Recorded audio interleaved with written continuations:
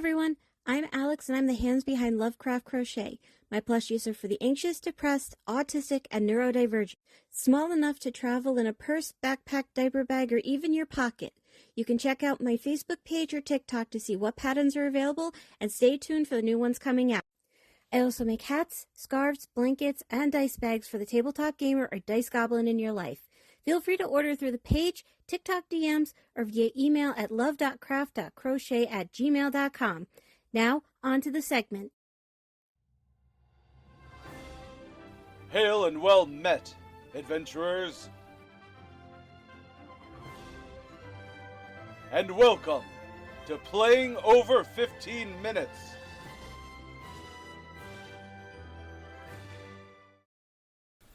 Welcome to Playing Over 15 Minutes, a carry-on production actual play. I will be your humble dungeon master, AJ Carey, and playing as 4 separate players is one person, Sam Rossi. Hello, everybody. And today, what we're going to be doing, this is a new show, obviously. This is literally the first episode. And how we're going to be doing this is I will be dungeon mastering or game mastering for later things we will be doing. One of the starter modules. I will be doing it as close to the book as possible.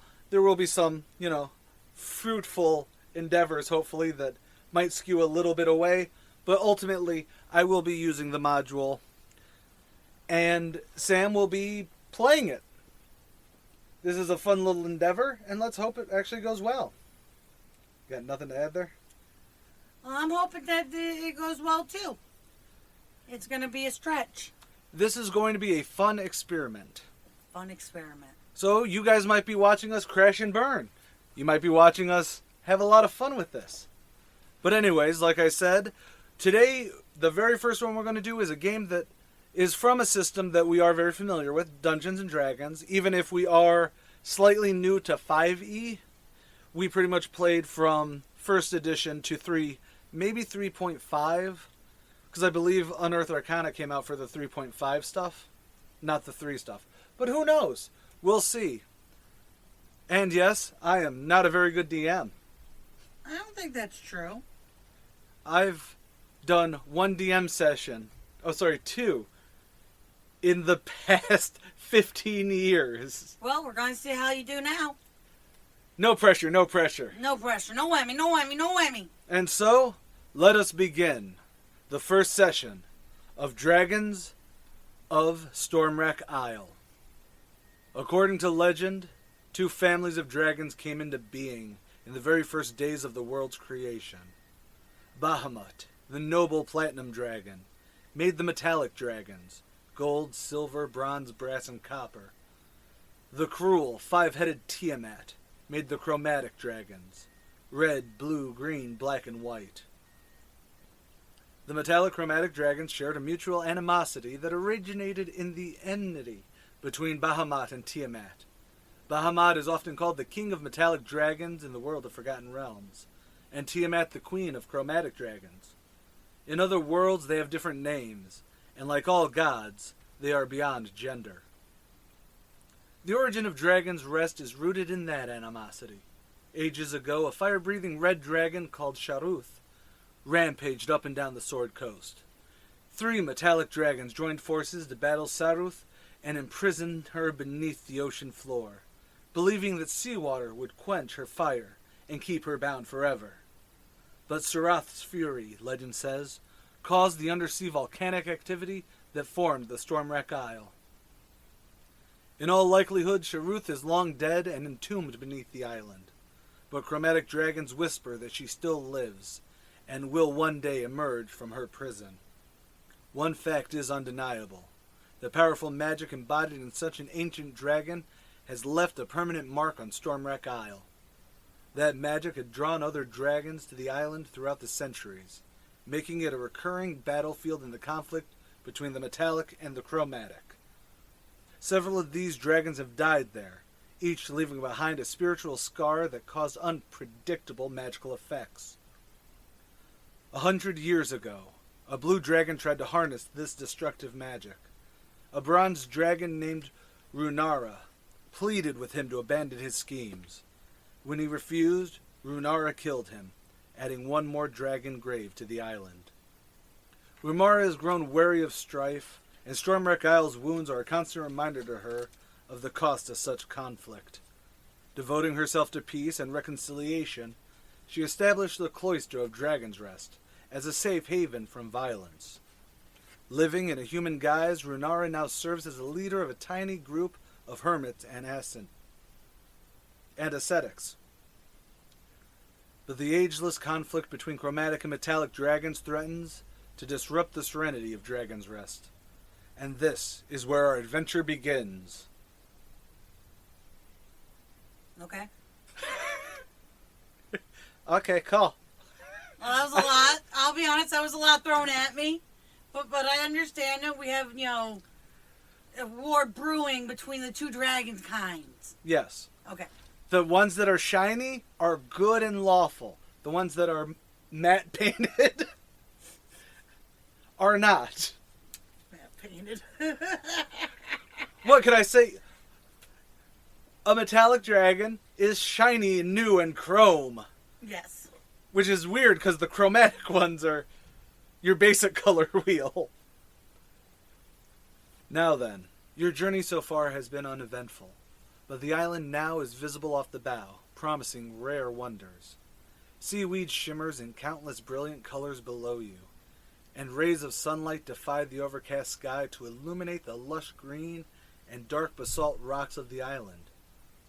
Avoiding the rocks jutting up from the ocean, your ship makes its way towards a calm harbor on the island's north side. A large open-air temple comes into view, perched on the edge of a cliff high above you. The ship drops anchor at the mouth of the harbor, and two sailors row you ashore. You have plenty of time to admire... Huh. That's funny. Huh. It doesn't have the marrow part from the intro to Stormwreck Isles. No, it does not. Spoilers, we actually did the intro to Stormwreck Isles for the family home game. An open-air temple... Okay. You have plenty of time to admire this towering statue at the center of the temple, depicting a wizened old man surrounded by 7 songbirds. A long path winds up the side of the cliff to the temple, dotted along the way with doorways cut into the rock. The sailors set you ashore on the rickety dock, where a large rowboat is neatly tied. They point to the base of the path and wish you 4 good luck before they row back to the ship. Your visit to Dragon's Reach has begun. Now, before continuing the adventure, encourage the players to introduce... Okay. So first, Sam. Yes. Would you like to say what your 4 characters are? Alright, we got Lulu. She's my elf warlock. Cool. She's a drow elf. Dirty Drows. Actually, I can't say that now. 5e has really taken the bite out of playing Drows. No offense. Sorry. Then we have Kane, my dwarf monk. He's got a low center of gravity. I'm sure he's pretty good. Then we have Tink, my human rogue. She stands about 3'1". So she's just a dwarf, not a dwarf. She's almost like a halfling, but not a halfling. One day I will ask you why you chose a short queen. Honestly, I was just thinking I had a kid in high school that never grew. That's fair. We had a couple of those too. And then we have Anton, my tiefling fighter. So you're playing 2 boys and 2 girls? 2 boys, 2 girls. Pronouns are, he's for the he's, she's for the she's? Correct. Okay. Do you want a marching order? Sure. Give me a marching order off the boat. All right. Lulu, Kane, Tink, Anton. Lulu, King. Okay. So Lulu, Kane, Tink, and Anton? Yes. Okay, give me one moment. This part you will probably have to edit. Because I'm actually pulling up the map up here. Just so I can make life easy for me. All right.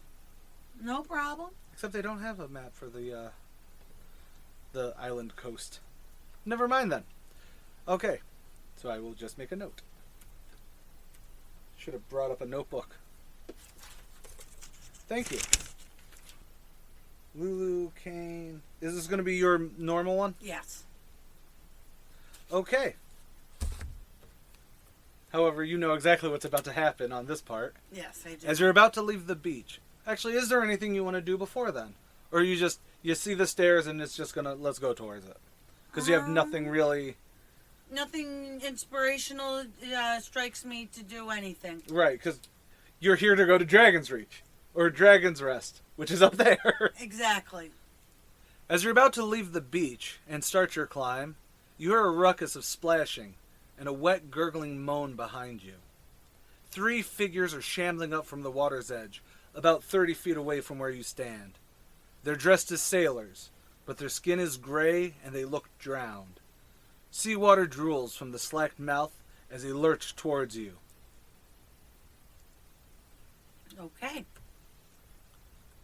So, we're going to start off with initiative.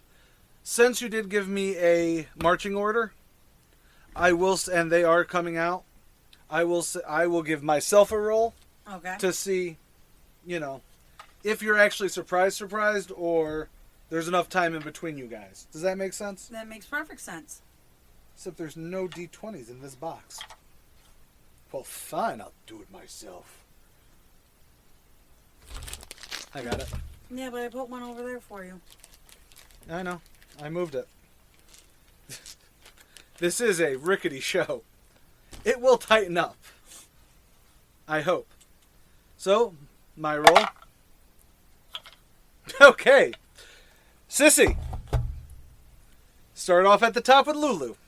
Alright, Lulu's going to cast... Oh, you're not even going to try talking to the drowned people that come out of the water? How dare you? I'm teasing. No, they kind of remind me of the Fog. The original, not the weird... the remake one, because they... That's the one with Jared Padalecki? Yes. We're off the topic. Okay, so you're going to cast... We're going to cast Firebolt. Okay. Alright, I got to roll for hit. Roll to hit.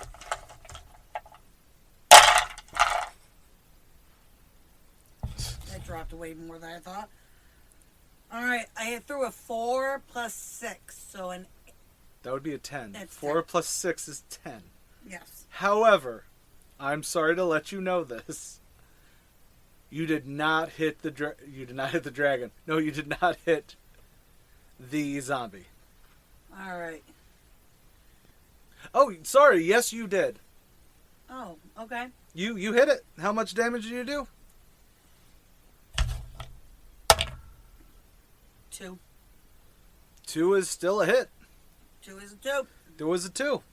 Alright. Next up is Kane. Question. Yes. Do I have any that are out of the water, or are they still in the water? They're all out of the... Or we'll say, because they are 30 feet from you, so you do have enough movement with, I believe, everyone to be able to get up there and punch them. Right. So I would say they are standing... One of them is ankle deep in the water. 2 are right on the beach. So let's go with that. Okay. So Kane's going to go up to one of them. The one that Lulu damaged, or... Yeah, let's go with the one Lulu damaged. Okay. And we're going to hit him twice. You're going to hit him twice? Yep. With 2 hands.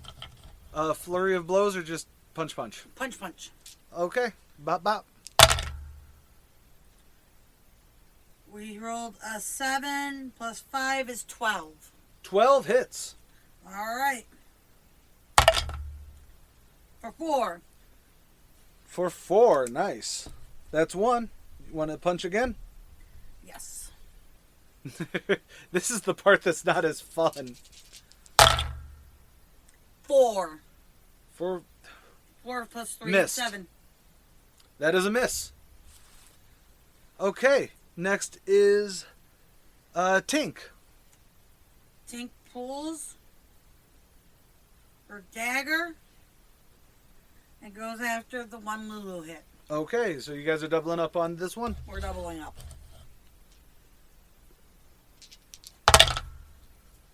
For 16. Oh, you hit it. All right. And it's a D4 for dagger, right? Yep. 1 plus 3 is 4. Nice. Okay. I'll be nice and let you know that you've got one last person. Anton. Anton's going to go after the one next to. Oh, okay. The one that hasn't been hit. One that hasn't been hit yet. With his great sword. Ooh, a D8 or D12? 2 D6s. 2 D6s, okay. But first I must roll the hit. You know what? That's a fair point. Hit the sun gun first. For 9. Roll your damage. I will let you know that you just nicked him. You, depending on how much damage you did, you just hit him. For 7. Okay. We'll go with 7 on that one. Now, it is my dude's turn. Yep. Okay. The first one that you guys sunk 10 into, he, I believe, has... Excuse me. He is going to swing. Okay. Not wildly, but he's going to zombie smack you. Zombie smack me. And I'm not even going to ask your AC on that one. He misses wildly. Okay? However, number 2 is then going to go after Tink. Okay. Because Tink's going after number 2, right? No, Tink was Oh no, going it was Anton who went after number 2. Yes. So number 2 is going to swing at Anton and 13 plus 3 is 16. What's your AC? 16. I hit you for 1d6 for 6. Luckily he's your fighter, so he should be. I mean, that still probably hurt like a son of a gun. It hurt. Because, by the way, we are all playing. We are starting this at level 1. We are. And then finally, the last one is going to kind of just lean over to smack Anton again. Okay. And you said his AC was 16, right? Yeah. No. So one is trying to paw at Anton, and the other one smacked him quite nicely. Yep. Alright. So Lulu's turn? So back to Lulu's turn. Alright, we're going to try Firebolt again. Do it to it. Firebolt's a cantrip, right? Yes. Oh, okay.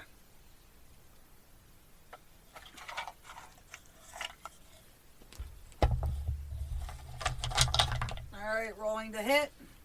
Rolling the hit. 17. You hit it.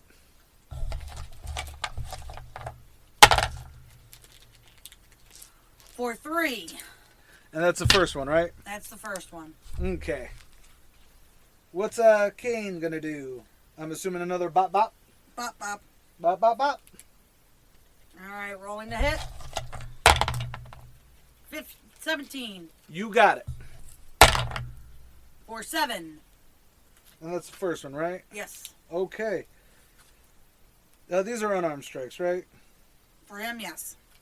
So you are definitely, I'll say this as some flavor, is that bop, you really felt the internal bag just kind of...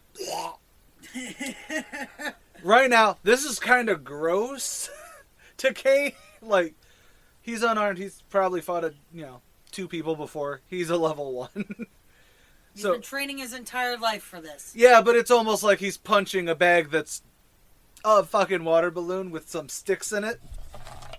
Alright, for the second bam. For the second bam, go for it. 17. Hits. For 5.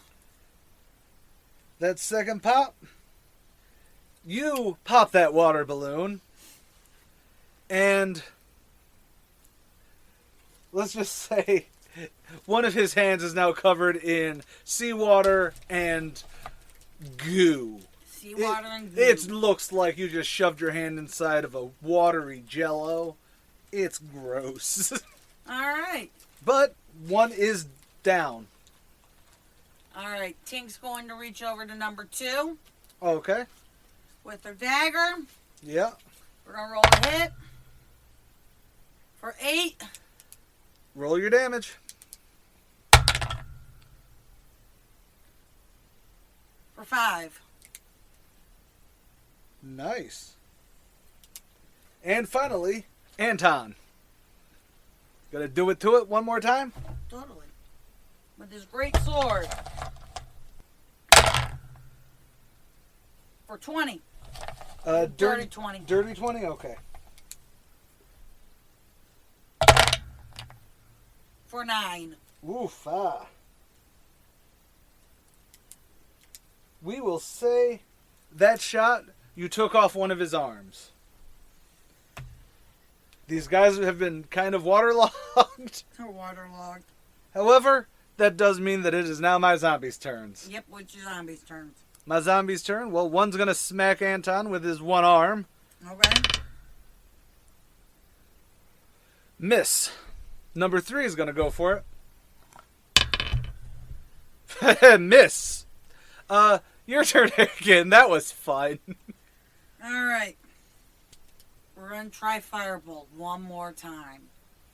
Okay, try Firebolt one more time. For 10. You hit.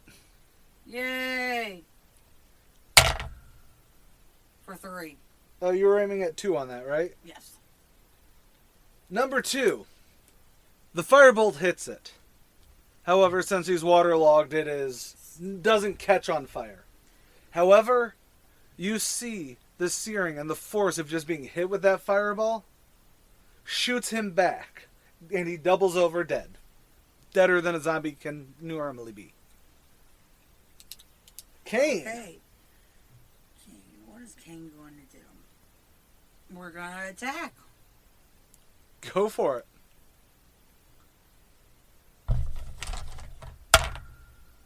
For 23. Definitely hit. That is a definite...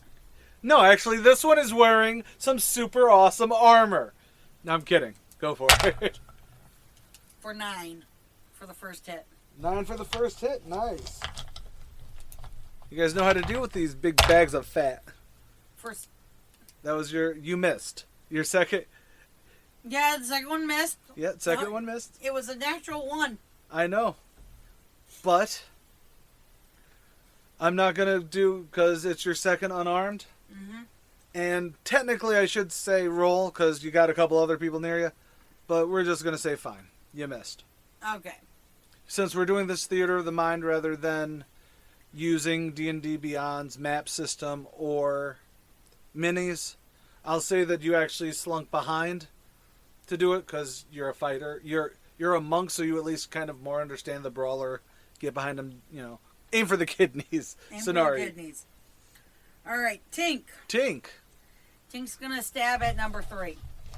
Stab at number 3. He's the only one there. And we got... 7. Miss.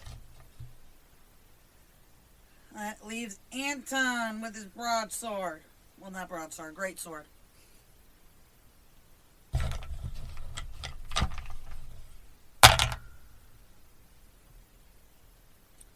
For 19. For 19, you hit.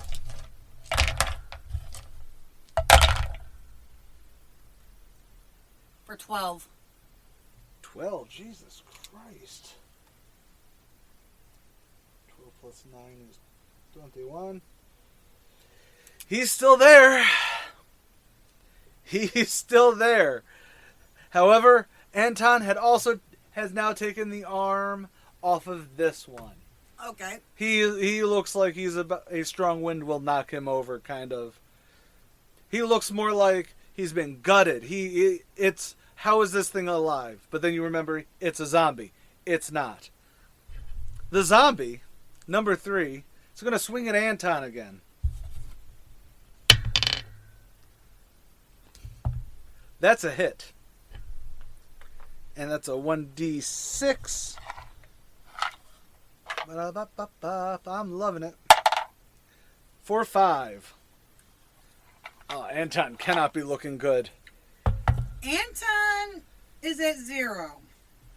That means that he falls to the ground unconscious. He looks bad. However, that's all I got. Your turn. All right. Lulu pulls out her dagger. I apologize. Okay. Lulu pulls out her dagger And charges? and stabs for 16. Stabs for 16. Yes, Hit. for 4 points. For 4 points. How do you want to end it? Well, I'm going with right to the gut and then up. Oh, we're going a full gut the sun gun. Yeah.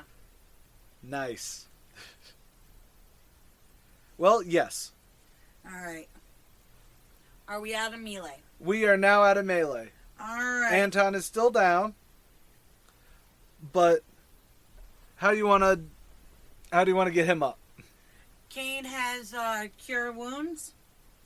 So we're going to cure wounds. It's cure It just says cure wounds. that is a 2d4, right? 2d8. 2d8. Oh, shit. He goes up to 9. He goes up to 9. He's up. He's feeling like he just got his bell got rung. But you did it. Congratulations. You have defeated the zombies. Okay. Did they give us XP for defeating the zombies? Yes. How much? Oh, right. We're doing XP, not milestones on this one, huh? Yeah. For killing those 3, you get 50 X points each. So 150 to everybody. 150 to everybody. Man, thank you, Roll20. Is there anything else you'd like to do?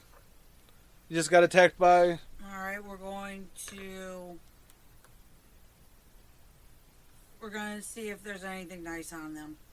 Anything nice on them? Yeah. There is, collectively, on all 3 of them, there's 8 gold pieces. Alright. And 1 really rusty dagger. It looks like it's been in the ocean for more than a minute. Let's say that. Alright, we're going to take the 8 gold pieces. Right. You want to divide them, or since you're you, it's going to be more of like a collective person? It's a collective person, so I'm going to put it under Lulu because she's the... She's the bank? The smart one? She's my charismatic one. Oh, okay. Alright, give me 1 second here. I just got to finish leveling up. Nope, not manage HP.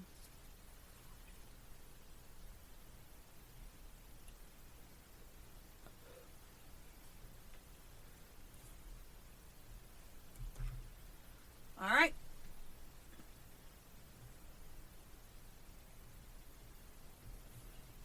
Okie dokie. Anything else you want to do? Or you got him up so you're happy? We're happy with him up right now. Okay. So, you guys begin your first climb to the path. You guys are climbing up. And it doesn't take that long, but your arrival quickly draws the attention of the entire population of the place, which consists mostly of kobolds. These small reptilian folk eye you curiously, while a couple of humans do watch from a distance. All the cloister's residents are dressed in simple clothes, and no one carries a visible weapon. One of the kobolds pipes up as they see you.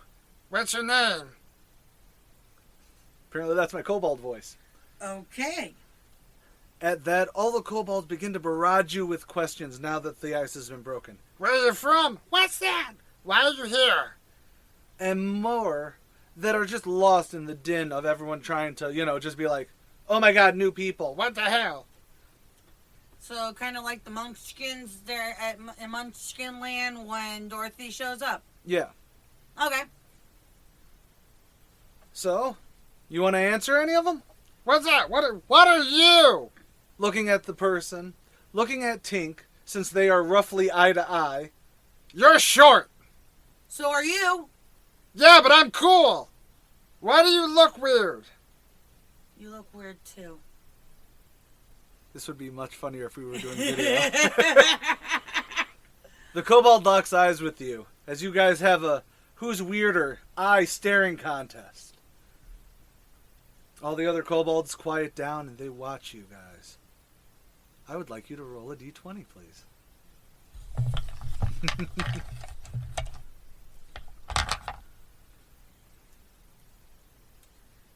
Tink rolls a d20. Tink rolls a d20. Let's call it an intimidation check. I know, that's not going to be a good idea. Hold on, that's under skills. I have that. Intimidation check. We'll go intimidate. How about this? Intimidation or persuasion. I will let you do either. We're going with persuasion. Okay, roll it. Let's see where you're at. Oh, that was the wrong one. Let's try that again. 25. Not even close. He looks at you. Okay. You're now weird. Okay then. What Yeah. you doing? We're here as adventurers. As you say that, slowly, one of the humans that you saw at the front. Let's be real, it's very easy to spot these humans. They're like 5 foot something. Kobolds are not. It almost looks like, you're in a sea of grass. 3 of your adventurers are there, and these 2 humans. One approaches, and the kobolds, who were still eyeing you questionably, although they did quiet down to see you lock wits with another. They've all fallen silent as a new figure comes into view, descending gracefully from the upper parts of the cloister. She's an elderly human woman with weathered brown skin, white hair in tight braids, and kindly hazel eyes, dressed in a simple white robe. She smiles as she draws near to you guys, extending her arms in greeting, and maybe a bit of amusement seeing the great feat of persuasion. Great feat of persuasion. Nice. Welcome to Dragon's Rest, she says. May Bahamut's guidance lead you to whatever you seek. Okay. We are great. Lulu's talking. Okay. Okay. And being very regal. We are adventurers from far away. And we are looking at solving problems. Do you have a problem? Well, I would say that we would have a problem. However, you actually dealt very nicely with one of our small problems. You may have noticed some zombies down at the beach.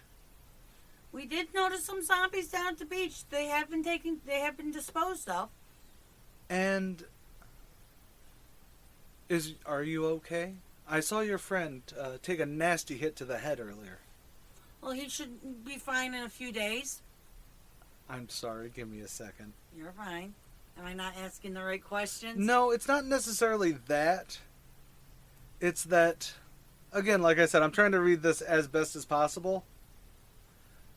But, okay. Is there anything that you would like? You may rest here as long as you wish. We have places to sleep if you feel, and of course we have a dining room. Well, thank you for the offer of hospitality. We greatly appreciate it. And we'll probably take you up on a night's rest. A night's rest is always wonderful. Okay.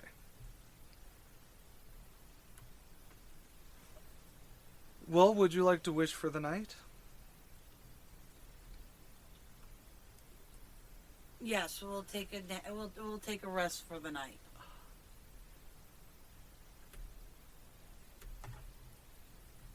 Okay. So what I will do to make life slightly easier for you Yeah. is actually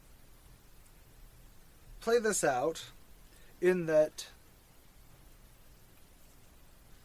you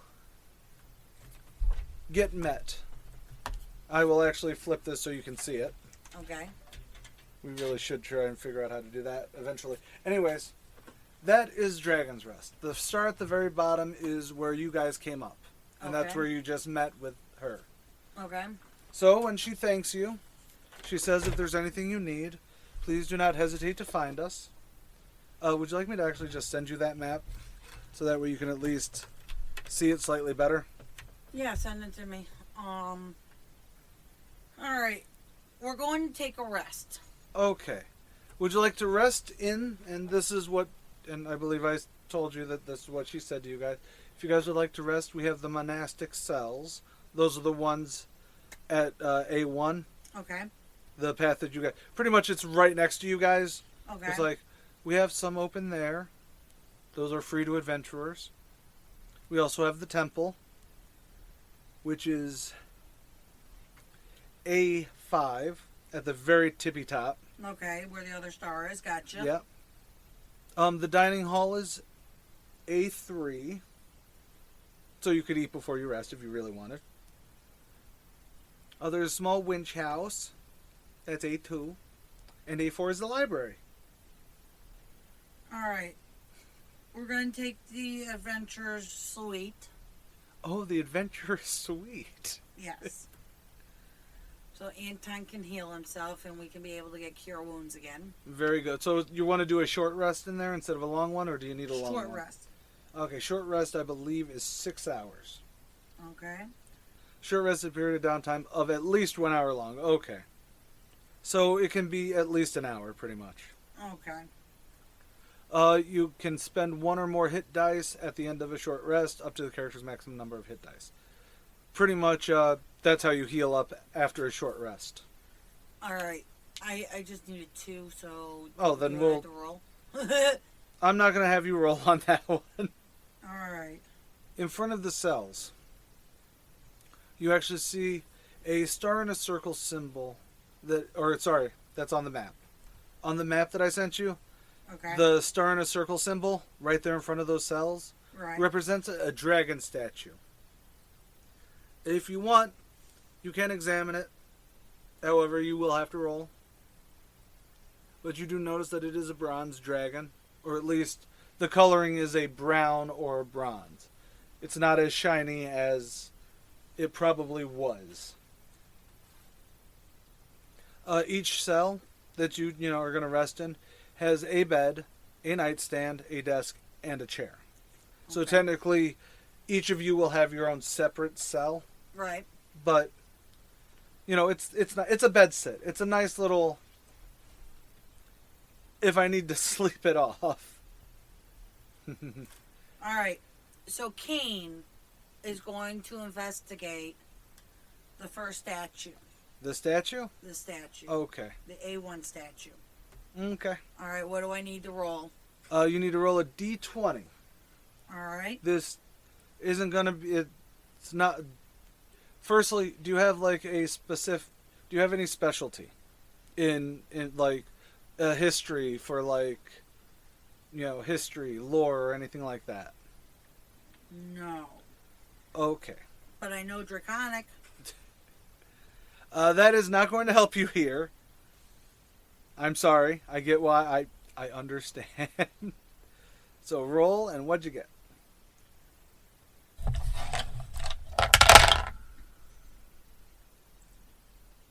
13. 13? Well, you do definitely recognize that it is a bronze dragon, a member of the metallic family. However, you don't really see anything other than, that it is a bronze. It does look a little weary. It looks like there are worn off letters. There was a plaque in the front. However, you do also know that, someone may know something else. Okay. Specifically, you do understand Runara may know who the dragon is. So that will at least give you a little quest to talk to her. Okay. However, while you're waiting, While we're waiting. you do still see several kobolds, walking around and being like, huh. Okay. So Tink goes and talks to one of the kobolds. Okay. As you walk up to this kobold, who you recognize as the one that you strong-armed, I used air quotes there, you had your fun little game with. He looks at you and goes, What do you want? What's with the statue? Oh, the statue? That's been there. That's, I think it would be best if you asked Runara about that. 'Cause he's very important to her. Okay. Hey, what's your name? I'm Tink. Tink? That's a weird name. Do we want to do this again? You don't even want to know my name? Yes, I like to know your name. Well, too bad. Roll for it. roll a d20. He's doing the strange eye to you. All right. Is this my persuasion? This will be your persuasion again. Hold on. The game's... My app is not apping. It keeps closing out on me. That's Persuasion. persuasion. 14. 14? Oh, I gotta... Let's see the opposed on this one. Okay. My name's Lele. Lele? Lele. Lele? Lele. Lele? Lele. Lele!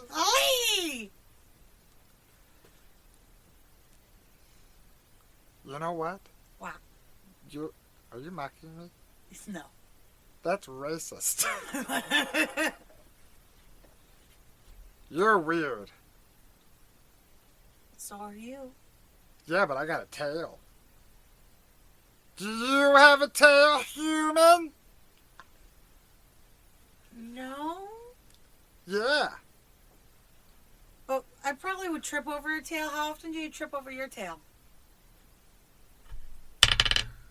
All the time.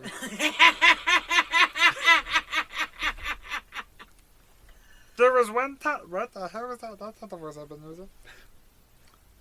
There was one time where I was using Mila's alchemical fire, and I was experimenting, and I tripped, and I burned something down. I like fire. Do you like fire? I also like fire. Yes. You might want to talk to Mila. She's our tinkerer. Like Tink. Okay, I'll be talking to her. Cool. Cool. I'll see you around, Lele. Lele. Lele! Yeah. Yeah! Yeah. Yeah! Starts giving you the eye again. Which is apparently now, you can't tell if when she does the eye thing now, like, if it's... Give me a perception roll. 12. You're not sure if when Laylee does the eye to you this time, if it's a matter of, oh, this is our game, this is what we do now, or if it's, still being like, yeah, kind of a thing. I stare at Lele for a moment, and walk away. And where do you walk towards? Alright, we are going to go towards the dining hall. Ooh, the dining hall. Okay. As you walk towards the dining hall, you see several other kobolds, including one that, while you guys haven't been venturing long, you do know that a winged kobold is very unique. As in, everyone else is a normal-looking kobold, as normal as a kobold can look. True. And then you see one flying around, hovering more than flying, but around, going to a different building, going into one of the other cloisters. They fly past you as you walk that way. It will give you... I will at least say that with even your passive persuasion for whoever, there is still the double take of, they can fly, sort of a feeling. Okay. They can fly, they can fly, they can fly. I flew. Are you high? Yes. Oh, okay. Well, thank you for that. I tried a new edible. Oh, that would explain why this is going to be a cluster and a half. I thought we were doing pretty good so far. We are. So you're still just going to, even with the double take, you're just going to keep going? Not going to bug the locals? Okay, we'll say that you were walking there. How's that? We're just walking. You guys are just walking. You're walking here. We're walking here. So as you enter you hear, the first thing you hear is just the bunch of rabble of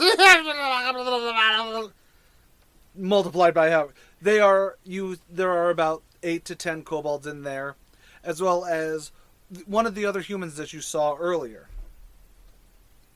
And you can tell that he's in light armor. He's sitting and you can see he's having fun. He's smiling and all that. Okay. So, yeah, you're now in the dining hall. There are places where you guys can sit. You see one human, chatting it up with these others. All right, so there's one human, bunch of kobolds. One human, bunch of kobolds. All right. Is there room to sit with said human? I think I'm going to roll this one for you. There is enough room that 2 of you could probably sit comfortably next to him. However... All right. Let's go with...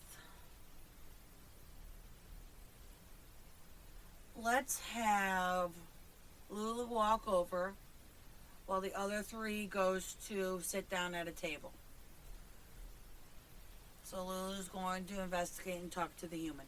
Okay, so you're going to sit next to the humie? I'm going to sit next to the humie. Nasty, dirty humies. I kid. Human. Human. Female. So you sit next to him. He looks over at you, he smiles, and then continues laughing it up with his cobalt boys. Well, I sit there and listen to see if there's anything useful happening. Well, as you're listening, you hear, But what about the sea caves? don't worry, Fruck. Sorry, I read one of his names. I read one of the kobold's names. Don't worry, Fruck. I'm sure we'll check out the sea cave soon enough. As long as we don't, there should be no need for any of us to go down there. Right, Fruck? Yeah. No, definitely not Mumpo over there. He would never. There's bad stuff down there, right? Yes. And we do not need to go down there again, do we? Nah. What about these sea caves? Oh, I'm sorry. Where are my manners? My name is Tarak. What's yours? I'm Lulu. Well, it's very nice to meet you, Lulu. What brings you to Dragon's Reach? Dragon's Rest? My friends and I are looking for adventure. Well, there's certainly enough here to go around. What kind of adventure are you guys thinking about? Well, we want to solve problems. So, what type of problems are there around here? I'm going to... Actually, I'm going to... Secretly, in your head, because I'm going to be DMing as this kind of once, just to make life fun. You also know that there is an arcane observatory built around somewhere on this island. Okay. Okay, this is your personal goal as Lulu. Okay. It's hinted that a powerful magic is hidden there. So, you've actually come to the island in search of that. The caretaker of the cloister temple, is to the, they worship Bahamut. You know, Renara worships Bahamut. So, she might be able to help you. I know, this is something you should discuss with your players before the game. Well, my name is Tarek, and I am so sorry for not introducing myself earlier. And who are you? What brings you guys around? My name is Lulu, and I happen to be looking for some ancient magic ruins. Some ancient... well, when it comes to ancient magic ruins, I would say the person to talk to would... Well, probably Runara would probably be the best one to find ancient ruins on this island. While we and the kobolds do know the island, we don't exactly venture off too much. There's some issues that are elsewhere on the island. Issues somewhere else on the island? Well, we've got some... There's always going to be some sorts of monsters trying to trouble us. You've already met some. True, we did have the zombies attack us when we got off the boat here. Yeah, we've always had those zombies, right? While I'm assuming you're going to leave here and talk to Renara, first, please have a drink. Kobold ale is unique. Is it like an IPA? It's the palest of pale ales. We add cilantro for flavor. You can't taste. God. You can't taste the worm. So it tastes like soap. Got it. Only to 1/4 of the world I hear. But if you talk to Renara, she'll probably be able to point you towards more of what you're asking about. Like, the ruins, she's definitely the person. However, if you want to do something for me, you see he's fiddling with a ring on his hand while he's asking. There's a colony of Myconids, the fungus people, in a sea cave over, not necessarily where you're from, not necessarily where you guys came from, but another part of the island, and I've been trying to find contact with them. So, I mean, if you want, who knows, maybe your ruins, whatever those are, whatever they may be, are going to be on the way. So you're looking to talk to these people to make contact with them for what reason? Well, they're pleasant enough people. Okay. Okay, they are pleasant. They do have a fungal octopus that guards their cave, but they are really nice people. They have a fungal octopus that guards their cave. Did I stutter? Did you want me to stutter? I don't know. Okay, I've never heard of a fungus octopus before, but that's fine. What exactly are you looking to have done? Well, ultimately, the Myconids are a little standoffish, but typically we had some sort of understanding. Okay. So it is really, while they weren't exactly the nicest people, they always at least had some trading to do. They have this rare fungi that grows in the caves that they would exchange with us for food scraps and other waste. It was actually this really nice composting program, I think would be the nicest way to say that. Okay. Is that, all of our refuse would help their fungi. That it would nourish their fungalness.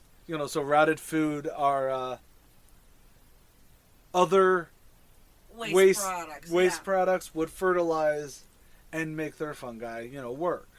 However, recently, the last time I went to try and visit, they sicked a giant fungal octopus on me and refused to talk. So, I'm not saying that there is a major danger here, but it feels weird to me that they went immediately from, great, give us your shit. I'm sorry, I didn't mean to be so crass. But, give us your waste, and we'll give you this really cool fungus that sells for quite a lot. Well, not quite a lot, but it sells for something. Sells for something, okay. Every wizard, every potioner. Alchemist? Sure, we'll go with that. Apothecary is what I was actually thinking.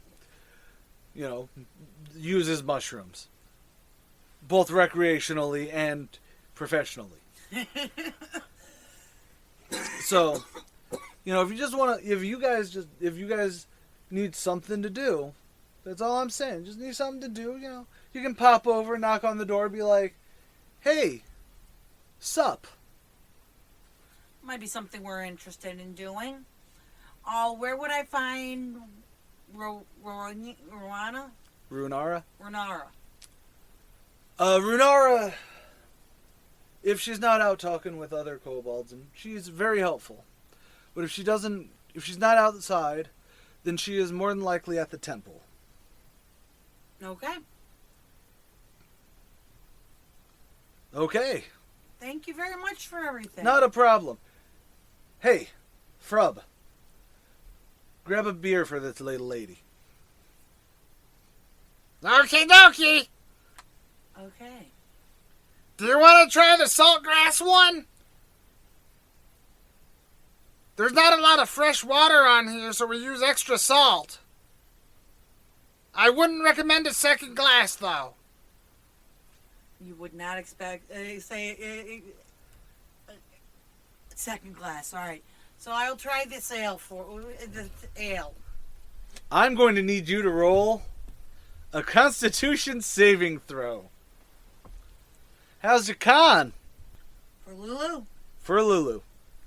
Constitution saving throw. 16. The best way to describe it to you, my sister, Lulu, is, what is your con, by the way? I can look. 18. Okay. Your Constitution's 18, I wouldn't have let you roll. It tastes like salt water that someone had also used for the bath. It is not there is not even really a hint of, like, you know how alcohol has that, like, little alcohol, even beer has that, like, light alcohol-ish air to it. This just tastes like bath water, bath salt water, or salty bath water, whatever way you want to call it. Okay. However, seeing that Tarak looks at you quite impressed as you taste it, and you don't vomit. Good to know. Yeah. What's everyone else doing, by the way, while... Oh, they're just chilling at the other table since there's nobody to really talk to. You say there's no one else to talk to. Okay. As you guys sit down, this rather loud and potentially inebriated kobold looks over at you. Hey! You with the horns! I saw you get hit in the head with a zombie. How does it feel to be slower than a zombie. Okay. Anton stands up and asks if this kobold would like to see the other end of his blade. The other end? The handle? No. Well, The sharp pointy end that will be taking off your head. Well, I hear if you've got a big sword, you're overcompensating for something. Anton draws his weapon. This drunk little kobold, who you just drew a weapon on, looks at you And goes, eat me! Eat my sword! and he gestures to his crotch. You've got a couple other kobolds being like, Don't listen to Zark. He's a moron. He's drank way too much. And he's stupid. whereas Zark is there going, Your father was a gas spore. And your mom smelled like a bugbear's butt. Well, it's better than being a mother of your mother was a hamster. Hey, my father was the hamster. My mother was a dragon. Anton looks at Zark. Zark. Well, it doesn't. And says, "Do you have anything to add to this conversation before I cut off your head?" I will bite your ankles before you do. Kiss me, fat boy. He leans over as though he was just charming to you. Anton punches him in the face. Roll an attack roll. All right. 9. Because it's also a surprise attack. You know what? That means you roll with advantage. So that means you roll a second time. I'll give you a second one on that. 20, dirty. Dirty 20, you roll for damage, I guess. 5.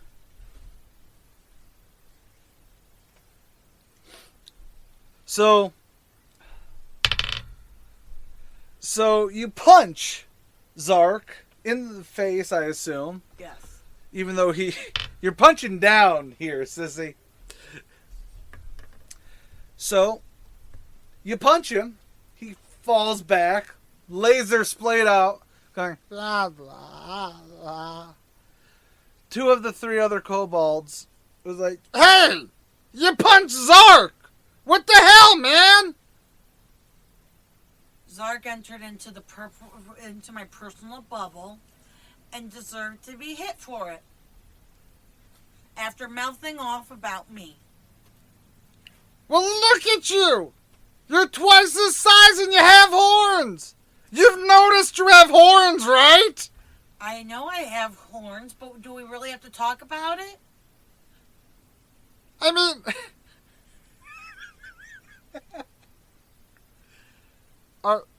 Are you embarrassed about your horns? No. I just don't like being told to have it told that I have horns. I know I have horns. Do I need to be told I have horns? It's like being told you have a tail. Did you know you have a tail? Yes, I play with my tail often. I'm proud of my tail. Why are you upset about your horns? Because Do you need to talk to somebody? We have a very wonderful healthcare system on this island. I can't believe you said that with a straight face. you punch Zark, dude! I punched Zark. Well, Zark can go visit these nice healers. And they can heal him, but nothing can heal what's inside of us. Alright. I suggest you go over to the temple and talk about your feelings. Okay. Is there anything else I should be talking about at the temple? You need to talk to Rick. He's a very good psychologist. Rick? Rix. Rix. Rix. He's our very good psychologist. Is there really a character named Rex? There could be. I told you I'm going to be playing this as close to me reading the module and sucking at it as I can. Alright. Anton puts his sword away, sits back down. Well, the mood in the dining hall is a little less fun than it was, ya buzzkill. Tarak, I'll give this one to you for free, just because after Lulu and Tarak had their conversation, maybe she sat there and, they made light, small, when he sees the thing happen, he doesn't necessarily look like he's going to jump in, but he does, but roll real quick. Give me a perception roll. Perception? Perception. Do you perceive, my sister? Natural 20. A natural 20. 21 with the +1. We're going to call it a natural 20. Technically, you're not supposed to, it's weird. A lot of DMs, and I think it's even in the book, you can't actually crit on a, like a skill check. Mm-hmm. But I like thinking, I am old school. I'm old school too. So, you notice while the rambunctiousness is happening on that side, I'm assuming Lulu's kind of looking like, oh sweet Jesus, what are my monkeys doing? Or Pretty maybe not. much. I don't know how your group dynamic works. Well, Lulu's the de facto leader, Yeah. and she tries to keep the other ones in line. Okay. So, I'll let you RP that one out. Both of you guys are talking. It's pleasant. Tarak is, not uncharismatic. Right. And then all of a sudden you just hear, the shink of Anton drawing his sword, the minor commotion of, other people going, What the hell, man? and you get to watch him punch Zark. How's Lulu feeling? Lulu watches Anton sit down. Does not move. Waits to see what his next move is before getting up. And she looks over at Tarak and says, "So." When she looks over to see, go, so, kind of trying to brush, it sounds like brushing, okay, let's get back to what we were just talking about. Let's ignore jackass kind of a feel. Yes. You notice Tarak, well, he didn't look like he was, he didn't do any, like it wasn't, he didn't look over as in surprise. Like, I suspect the way you wanted to, I suspect Lulu looked over like, oh sweet Jesus, not the, I'm going to jump up and try and do something, just the, oh God, not this again, or something like that. Similar, yes. Whereas Tarak barely even looked over. Like, he did look over to see what was going on. And when he did, since you got a natural 20, I will give this to you as best as I can. He looks over, almost like he's leaning, kind of like how I'm sitting now. He kind of just props casually. But as he does so, his hand goes under his cloak for a second. And then when you look back around to go, so, you see the small glint of a dagger. As he, and then he takes his hand away, and then it immediately goes back to, yeah, so, there's a giant fungal octopus. It's weird. Very weird. And you see two other kobolds grabbing Zark, who's not dead, and maybe not even unconscious. He's kind of dazed. You mean like, blah, blah, blah. Did you hear they might have a tail too? And then walks away. Okay. Anyone else want to fuck up the place? No. I signal to the group. They get up. We all leave. Give him the mom look. I give them the mom look. Okay, so you guys are walking out of the dining hall now? Yes, we are walking out of the dining hall. We are going to...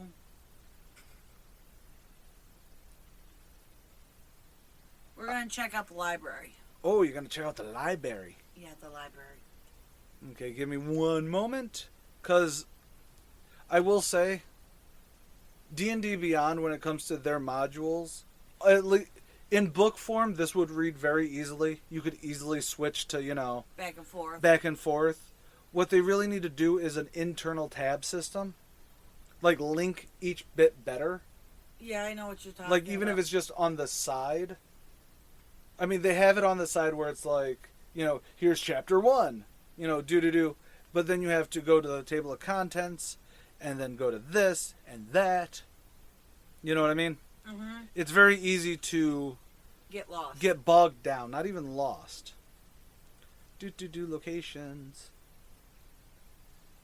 Exploring the island. No, that's additional encounters. Welcome to Dragon's Rest.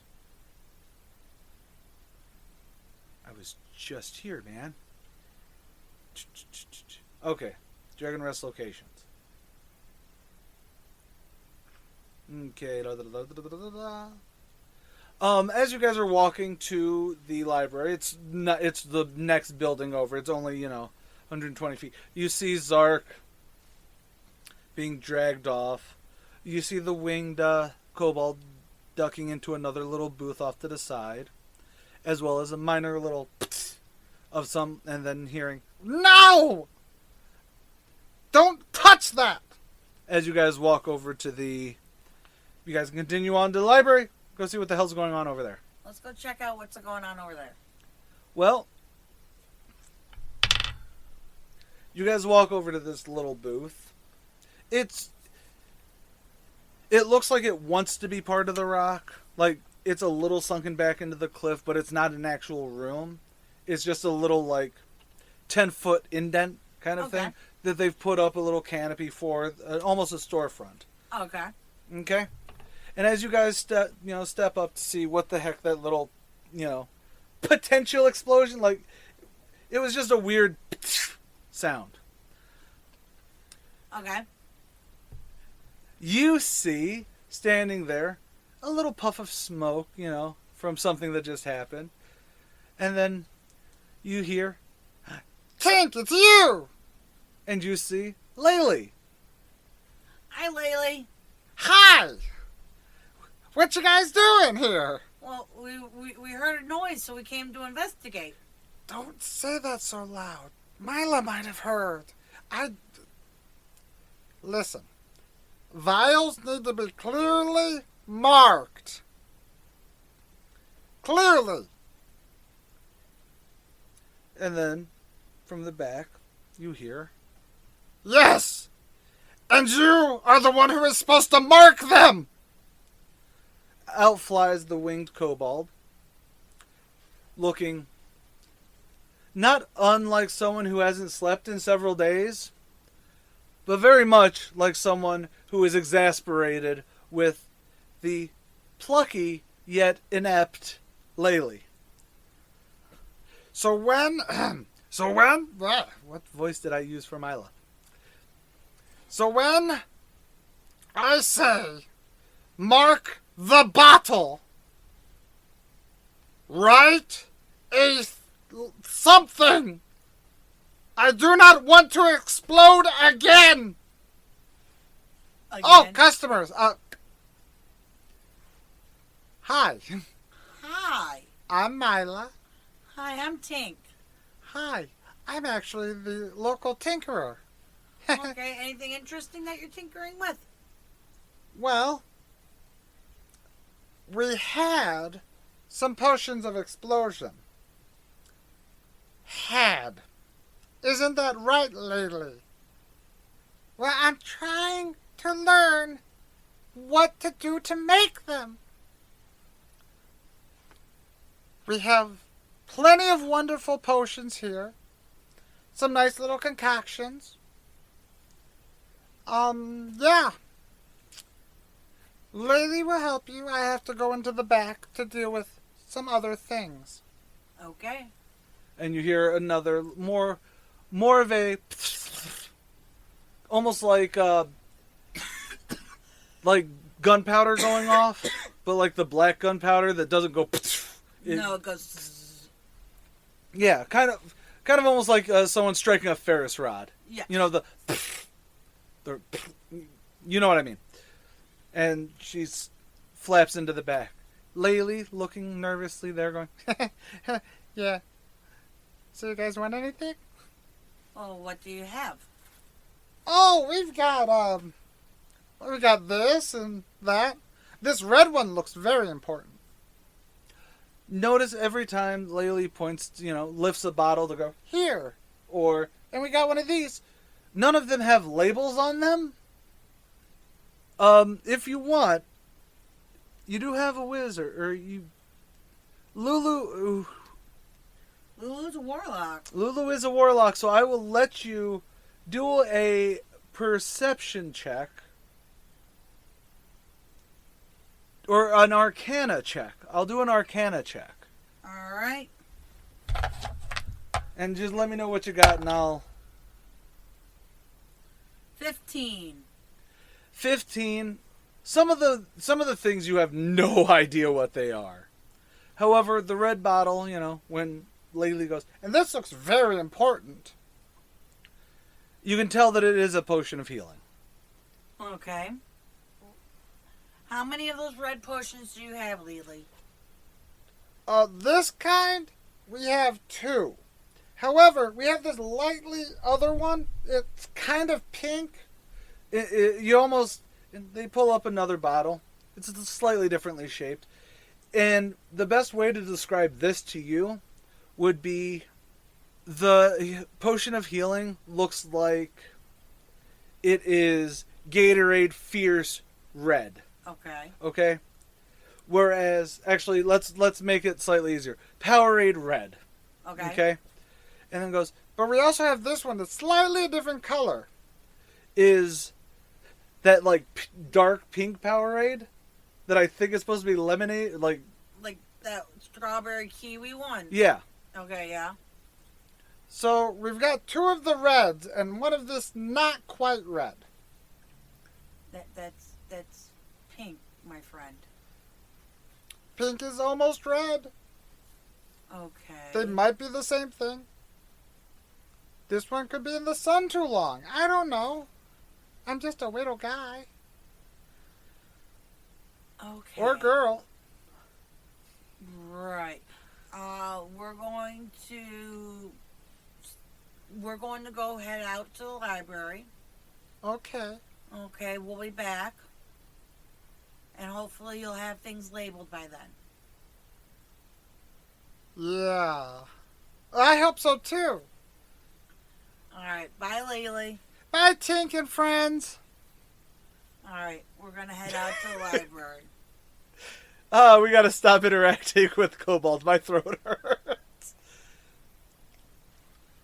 Of all the doorways cut into the cliff face, only one has an actual door attached to it. This entry's doorway is made of sturdy oak with iron bands, and it does swing open easily to reveal a spacious library. Bookshelves line every wall, with 3 freestanding shelves in the west half of the room. And in the east half is a table with 2 benches, writing implements, book stands, and a glass-shielded lamp.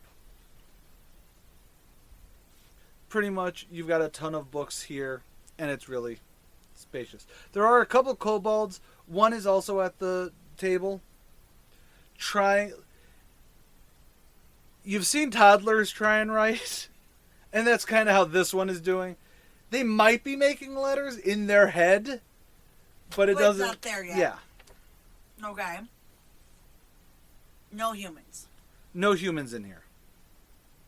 Alright.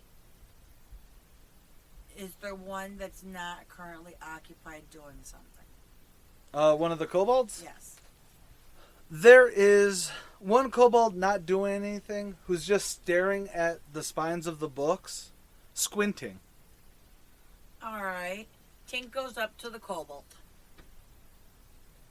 and goes, "Hi, I'm Tink. I was wondering if you could tell me more about the library." Well, not really. You need to talk to Runana or Varnoth about that. Who's Varnoth? He's somewhere around here. He is another one of you tall people. Well, not you tall people. But one of your friends is like tall people. Like humans! It's a human. But... So, alright. Well, thank you for that information. I'll be seeing you around. Yeah, no problem. Hey, can you read? I can read. Cool. Do any of these books look like they could get someone to go to bed? I was thinking the very thick one over there, because it looks boring and it's big. But you can't read. No. I can hit myself in the head with it. I don't think that's a good idea. Why don't you go see if you can find somebody that can read? Oh. Killnap is doing something. Okay. And slowly, looking like he's not slept in so long, this lizard person, well, this kobold, just slowly walks past you, walks past your friends, and just walks out the door. Okay. I guess we're going to the temple next. Good choice. I don't know why that tickled my fancy so much. The highest point of the cloister is crowned by an open-aired temple that you did see on the approach in, supported by arched stone struts anchored to the cliff face itself. The north wall of the temple is carved directly into the rock, while the rest is open to the sea air. Heavy pillars mark the 3 open sides, supporting the wooden roof. In the center of the temple stands a stone statue of a kind-looking old man, with canaries perched on his hands, shoulders, and head. And a feeling of serenity almost suffuses the place. Alright. So I see a guy with canaries. Yes. A real guy? No, the guy with the canaries is a statue. Oh, statue with the canaries, and there's... Do I see anybody? You do see the kindly lady from before, Runara. Okay. You're assuming it's Runara, given of the people that you've seen, the person who introduced themselves as Runara at the beginning of this, yes, is sitting over there, looking very peaceful and serene, almost meditatively, but she's sitting on a nice bench, you know, just kind of assuming it. You know what I mean? Okay. We, as a group, walk up towards her. Oh, hello. How are you all doing? We're doing great. Thank you for allowing us to rest. Yes. Now, after I let you guys rest, I was hoping that there wouldn't be any violence. Well, I'd like to apologize for... Lulu goes, I would like to apologize for Anton's behavior. However, he does not believe everybody should be pointing out the obvious. And what was the obvious? That he has horns. Rix, this... You've never thought about it before. You've seen many kobolds, and all of them have had little, small features different about them, as any any species will have small things. When she calls out to Rix, from behind some bushes, comes this portly, rotund little kobold. About 2.5 feet tall. He is 3 times as wide as any other kobold you have seen. He's a fat boy. Okay. Yes, madam. What is it? I believe the tiefling gentleman over there has a problem about his horns. What is everybody having an issue with my horns? I'm not having an issue. I just don't like people stating the obvious. And what is the obvious? That I have horns. Yes, and I have a snout, and I have a tail, and I'm larger than most kobolds. But you don't see me fighting people about it. You All punched right, Zark fat boy. I am fat. It's a thyroid thing. You're being mean for no reason. Anyways, Lulu looks over at Anton, making him stop talking. Runara smirkingly holds her hand up to Rex. Thank you, Rex. Thank you for that perfect example of how to best be okay with yourself. Anton starts mumbling under his breath, petting the handle of his sword. I am not a kobold, sir. And I am sorry that you have been offended by any of them who have noticed your horns. However, this is not the place where you would want to do that. For a moment, you actually roll a d20 for me. Any checks or anything like that? No, just roll it flat.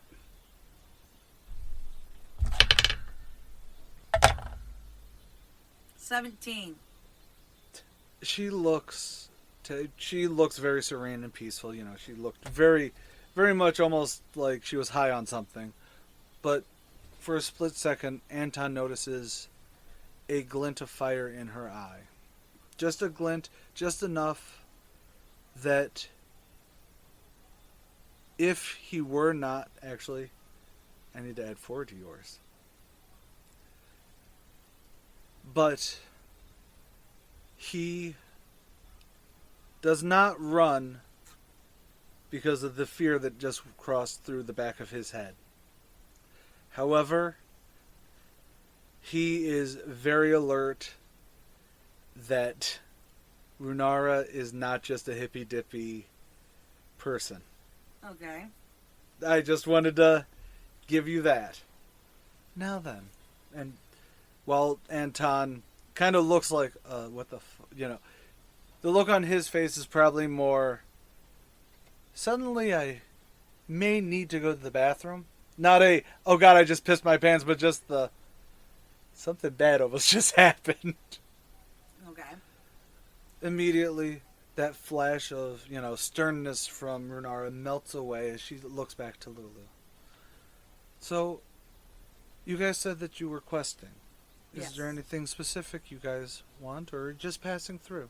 Well, we heard about the ruins, the arcane ruins. The arcane ruins.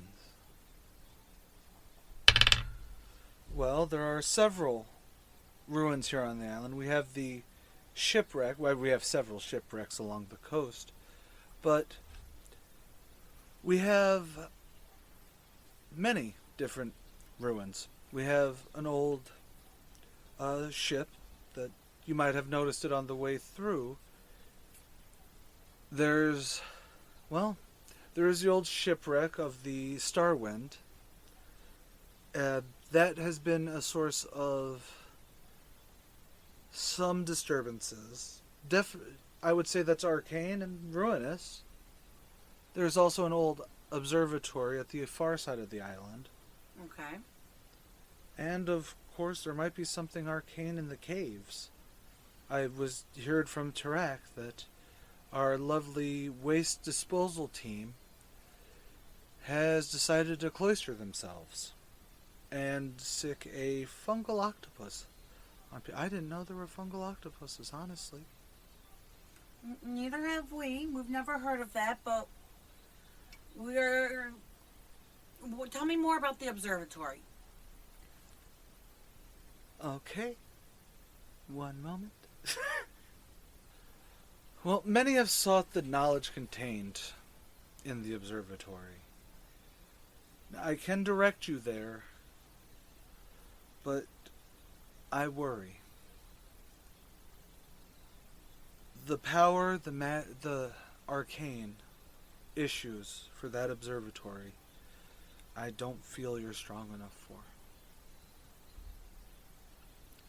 Now, I can direct you. I can tell you. However, I do need something. Okay. What are you looking for? The sea caves. I worry about the fact that Myconids, while they are sentient and they don't like people, are not typically ones to, how best to say this, alter their personalities to such an extent unwarranted. So you're thinking something's going down in the sea caves? I think something is going down in the sea caves. Okay. However, Varnoth has assured me, or rather suggested, that they are only reacting to the rising tide of undead, might be the way to phrase that. So you're thinking that the zombies have something to do with the fungi not wanting to be waste management anymore?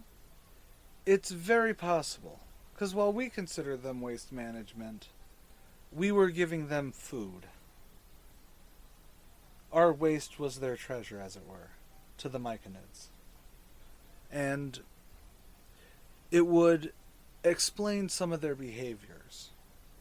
However, closing off from us if they were being attacked by zombies, that makes sense to me. Okay. But you can always try and talk to them first. Okay, so in exchange of telling us where the observatory is, you would like us to take care of your sea cave problem. Yes. All right. Point us to the sea caves. There are two ways for you. It's on the southern side of the island, and there's a couple ways we can go. We have the rowboat that you saw when you got here. Was usually what Tarek used to go and visit his fungal friends, might be to say. So it's about 2 hours, it's about 3 hours to row there. You could take it along the western edge of the island. However, you can also just walk along the coast. It's a little easier than rowing, even though it is further because you have to walk around the bays instead of rowing, all the way around.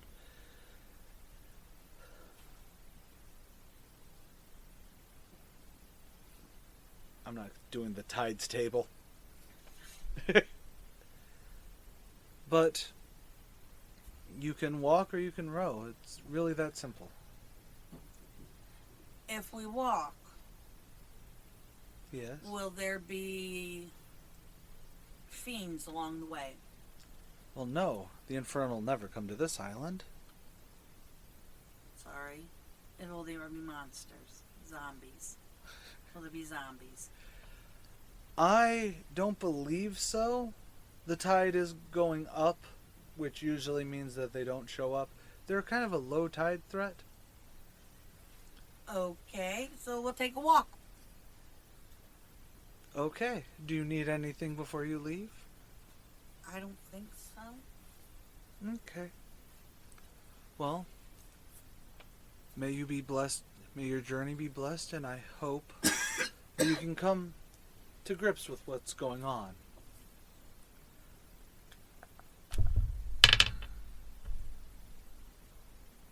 So the 7-mile trip takes only about 2 hours and 20 minutes at a normal walking pace. You guys aren't sprinting to the cave. No. Unless you want to.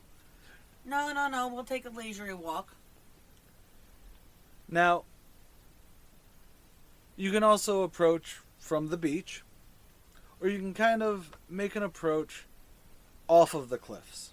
So you can kind of approach above the sea, like you can go this way or you can go this way. Would you like to approach from sea level? I will say, I think how it's written is the approach at sea level is if you arrive by rowboat. Okay. Because I believe that's what the tide table is supposed to be. By boat, you're going at the high tide. Which makes sense. So we're going to come from the top. Yep.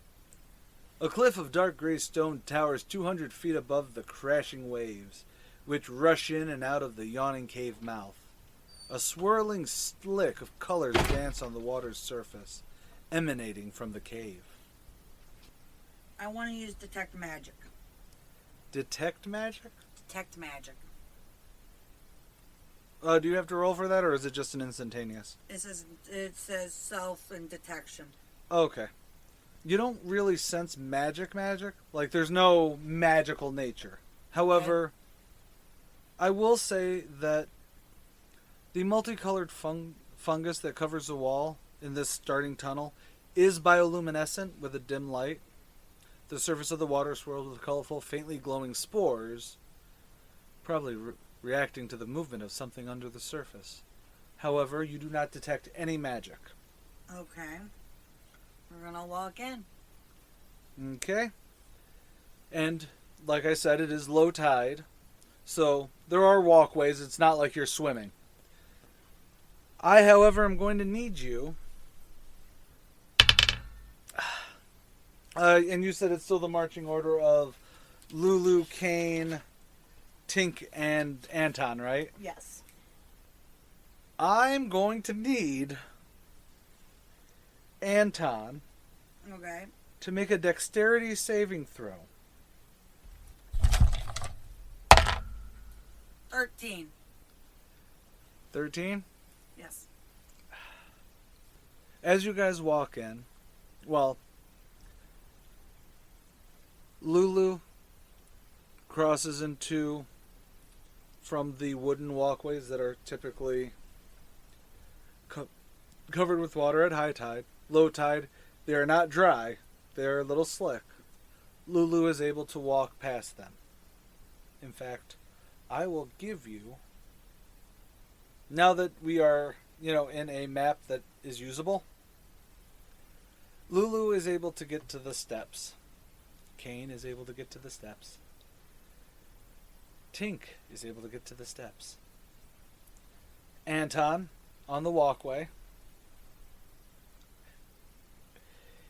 is not so lucky. Okay. As up from the water, a tentacle comes out. Okay. And grabs Anton by the ankle. Okay. He is now grappled. Okay. And he is being pulled towards the edge of the water. Okay. I'm going to... the roll I made was rolling initiative to see... 3 out of the 4 of you were good. However, once I got over an 18, I decided the octopus's turn. So, the octopus just did that. Now you are in combat. Okay. Ooh, that's cool. Alright, so I'm over here at B1. Yeah. Can you see the tokens? Yeah. Let me Cool. zoom in. Hey, put that back. Oh, I'm sorry. I didn't realize it moved you too. Hey! Okay. Yes, I can see the tokens. Okay. And just to let you know, along the cliffside is walkable where the light blue is, because that is where the walkways are. Okay. Make sense? Makes sense. Alright. Well, And that's cool. since Lulu's up first, Yep. she's going to try. Okay, that's cool. Now that we're actually got a map. See, now you can actually see spacing. Mm-hmm. Oh, that's cool. Your map looks different to mine. I get to see all the nitty-gritty parts. Okay. But yeah, we're in session now. Alright, Yes. we're going to try Firebolt. Gonna try a firebolt? Just to let you know, the head of the octopus has not really come up, so all you're really doing is aiming at one of the tentacles. Yes. I just wanted to let you know. All right. One of the tentacles. I'm aiming for the one that has Anton. Well, yeah, that's the only one that's really popped up.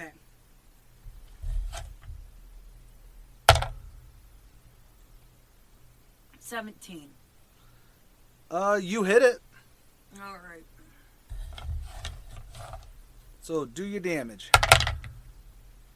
5. 5, awesome. You do 5 damage to it. All right. And the tentacle has let go. Okay. So Anton is no longer grappled. He is prone, though. Okay. Takes half your movement to stand back up. All right. It's not his turn yet either. All right. It is Kane's turn, and Kane pulls his short sword. Okay. For 17. Kane is 30 feet away, and you want to move him closer to the water, please? Oh, yes, please. Sorry. Can I move him? You can move him pretty much right next to Anton. Yep. Right there is as far, unless you want to jump into the water. Nope. All right. So, did I hit? What'd you roll? 17. 17, you did hit. And pretty much how I'm doing this is you're swinging at the tentacle as it's retreating from being zapped. For 5. For 5. You have split the tentacle in half, and it as it dips back under the water. Okay. However, now the actual spore serpent octopus, now it comes up, and you see that it is large, but doable. I don't know how to phrase that. It's just large? It's large. Okay. Alright. Tink uses her short bow.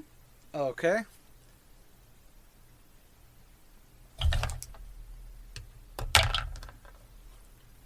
Dirty 20. I see that. You definitely loop that thing.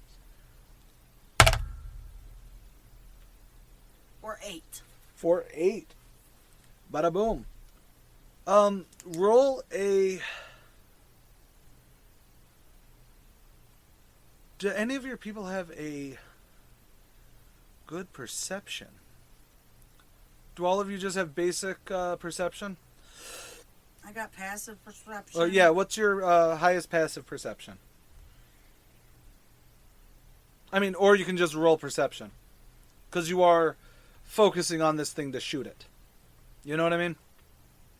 I think Tink is the one that has the highest. Yeah, Tink has the highest. What is it? 14?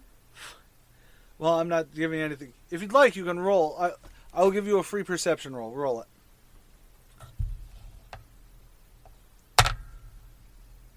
Come on, give me passive. 20, right? Yep. 19. Okay.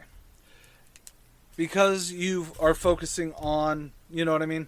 Unlike with a sword where you're close enough that you're focused more on the fight. Because you've got a short bow. You know, you draw back, you aim, you fire.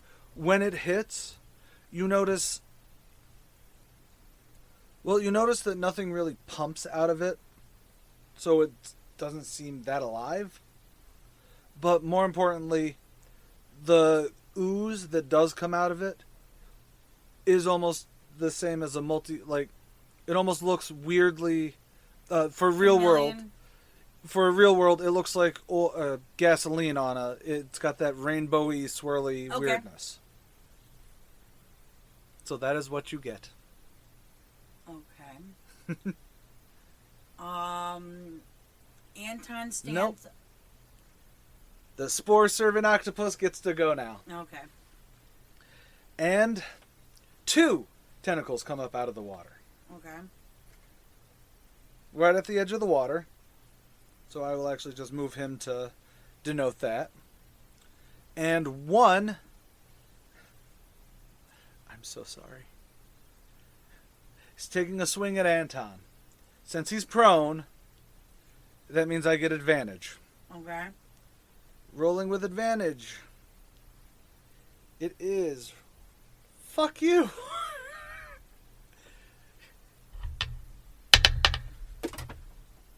Well, that dice is lost forever. It is an 11, though. And I missed. I admit that. Openly and freely. Okay. So, now it is Anton's turn. Alright, Anton's gonna get up. Okay. He's gonna scramble up. Yep. That cuts half of your movement, by the way. Alright, he's still on the edge. Yep. He's going to try to hit the tentacle that hit him. That one was taken out by a cane. Oh, you mean the one that just tried to hit him? The one that Okay. just tried to hit him. So he's Fair scrambling up and... And going, ah, God! Basically. Alright. 21. You hit.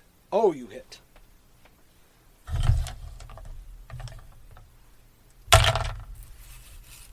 For 15. You have cut that tentacle in half. You fucking just... Not today! Fuck! Now today say end it? Kind of. Okay. Or you could say he more hacked it, like it, he did the cool thing of he rolls out of the way to, because the one comes down, misses. He rolls up, pops, bam, boom, cuts it in half. Okay. Round 2. Lulu. What's Lulu gonna do? If you say firebolt, I'll fucking kill you. Okay. Alright, we're going to use the dagger.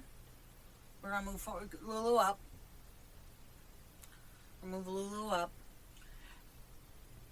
Is she able to reach the other tentacle? No.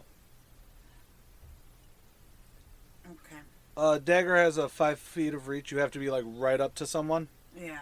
So, to get to where Kane's about to be hit, as in it's coming forward. So you'd have to be either next to Kane, not behind Kane. Okay. Don't you have any other spells besides Firebolt? Yeah, poison spray. You could try it. I don't think it will work. Why not? Because the fungus. This is me going off of the fungus thing. So we're going to do firebolt.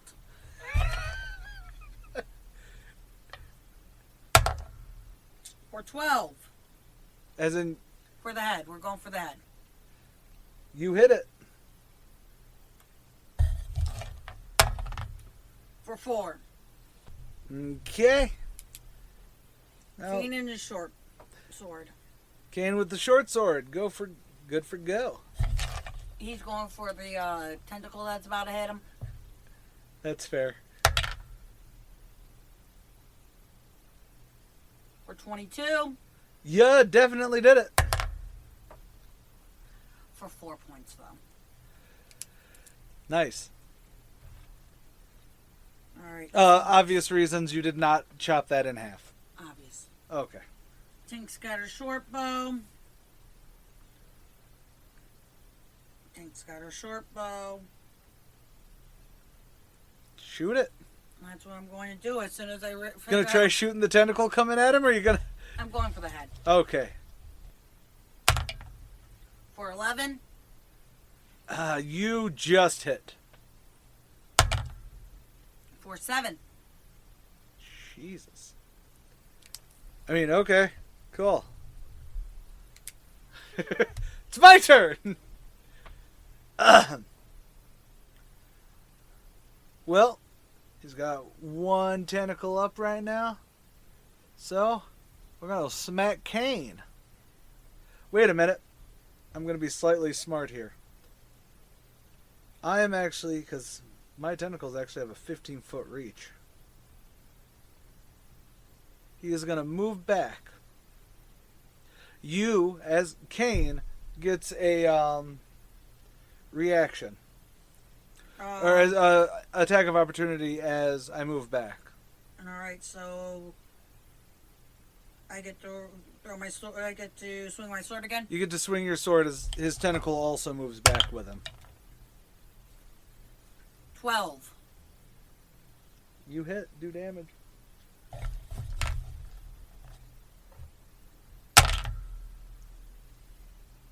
For 5.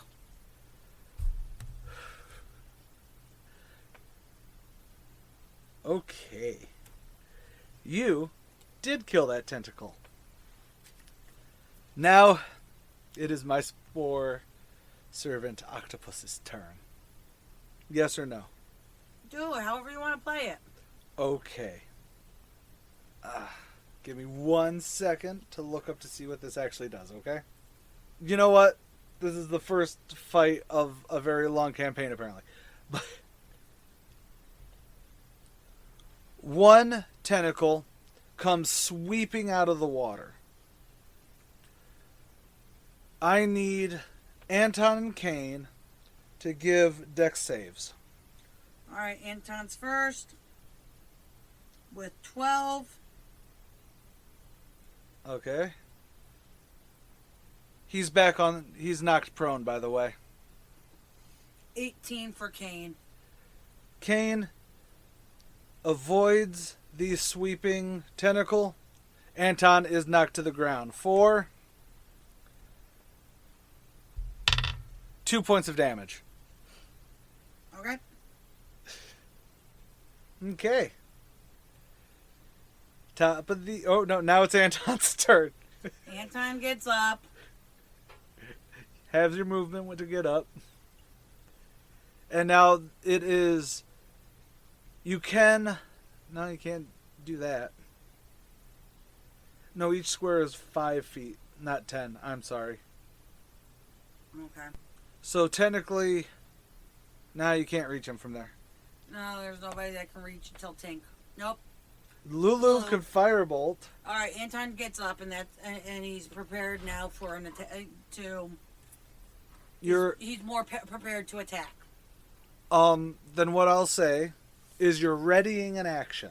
Readying an action. There we go. That way, it's another thing that D&D does now. Is readies an action. So you can be like, I'm readying an action for if another tentacle pops up. Yes. Like, it's pretty much giving an Overwatch sort of thing. Okay. Where you get the reaction of a hit if someone enters in as well. An attack of opportunity, pretty much. Okay. Sound fair? Sound fair. Okay. All right. I'm giving him a red for area of effect. Or not area of effect, but attack of opportunity. Okay. Lulu's going to firebolt the head. Firebolt that head.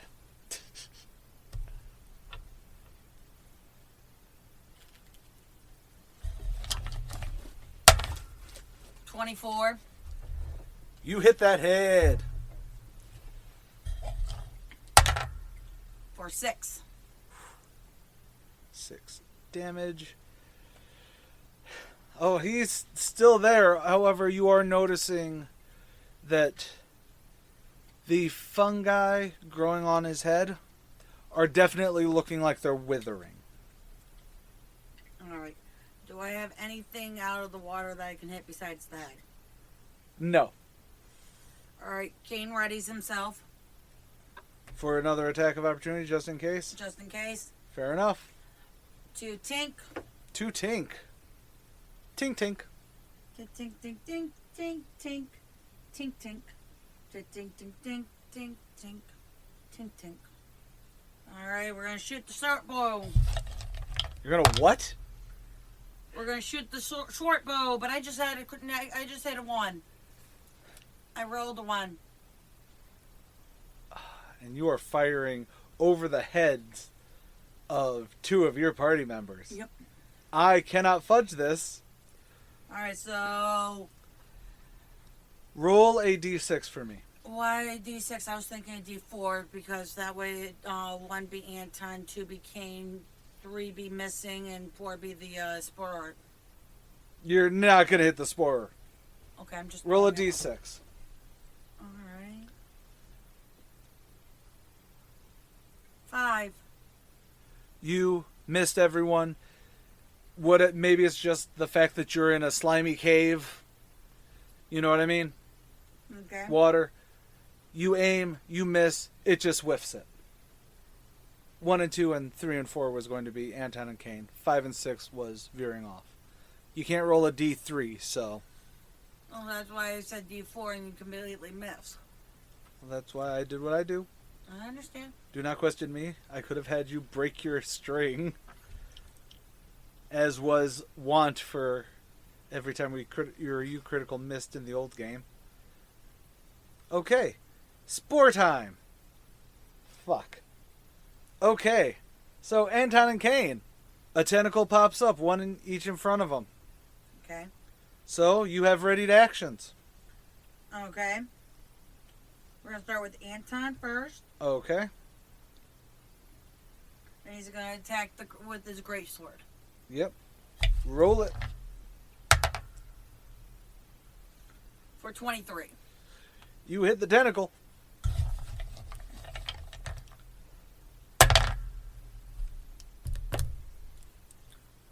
For 14 points.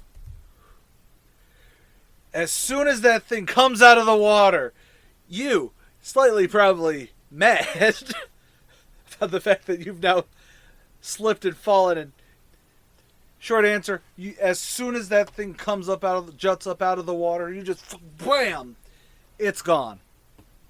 Okay. Okay, now for Kane.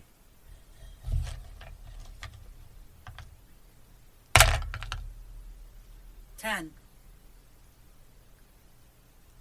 You missed. And now my tentacle gets to smack at Kane. Okay. 16 plus 5. 21? Does that hit you? Kane, yes. Kane, okay. Yes, that hits me. And that hits you for...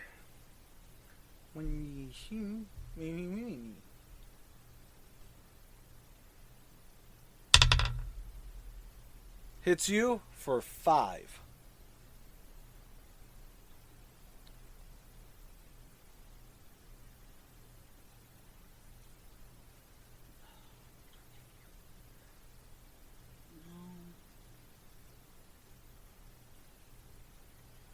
Okay.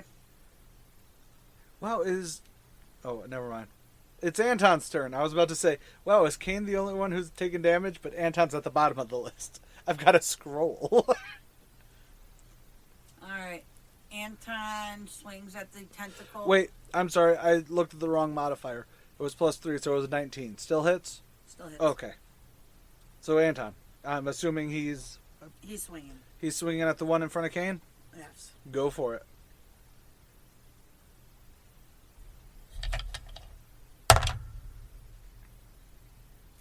For 23. Oh, you hit it. For 13.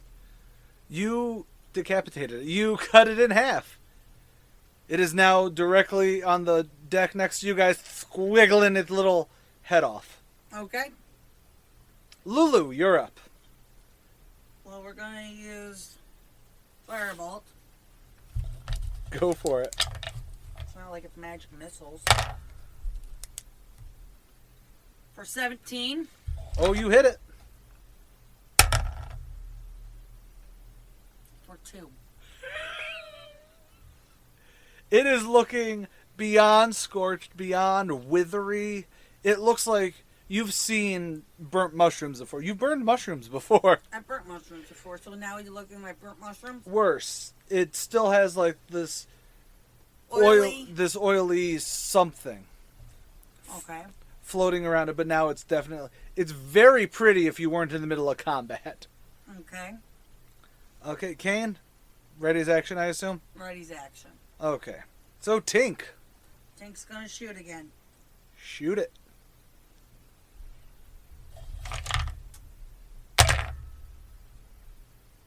$14. 14. You hit. For 8. For 8. It is, as the final arrow passes through it, you hit it perfectly in the eye. The eye erupts in this gooey, blackish clear, if that makes sense. Like, it's a dark clear. It's opaque, but not black. Okay. Goo gushes out as the tentacles in the water, the writhing underneath the water, suddenly just calms. And slowly, the spore-serving octopus sinks. I'm sorry, you are not getting back those arrows. And combat is officially done. How's everyone feeling? Kane casts Cure Wounds on himself.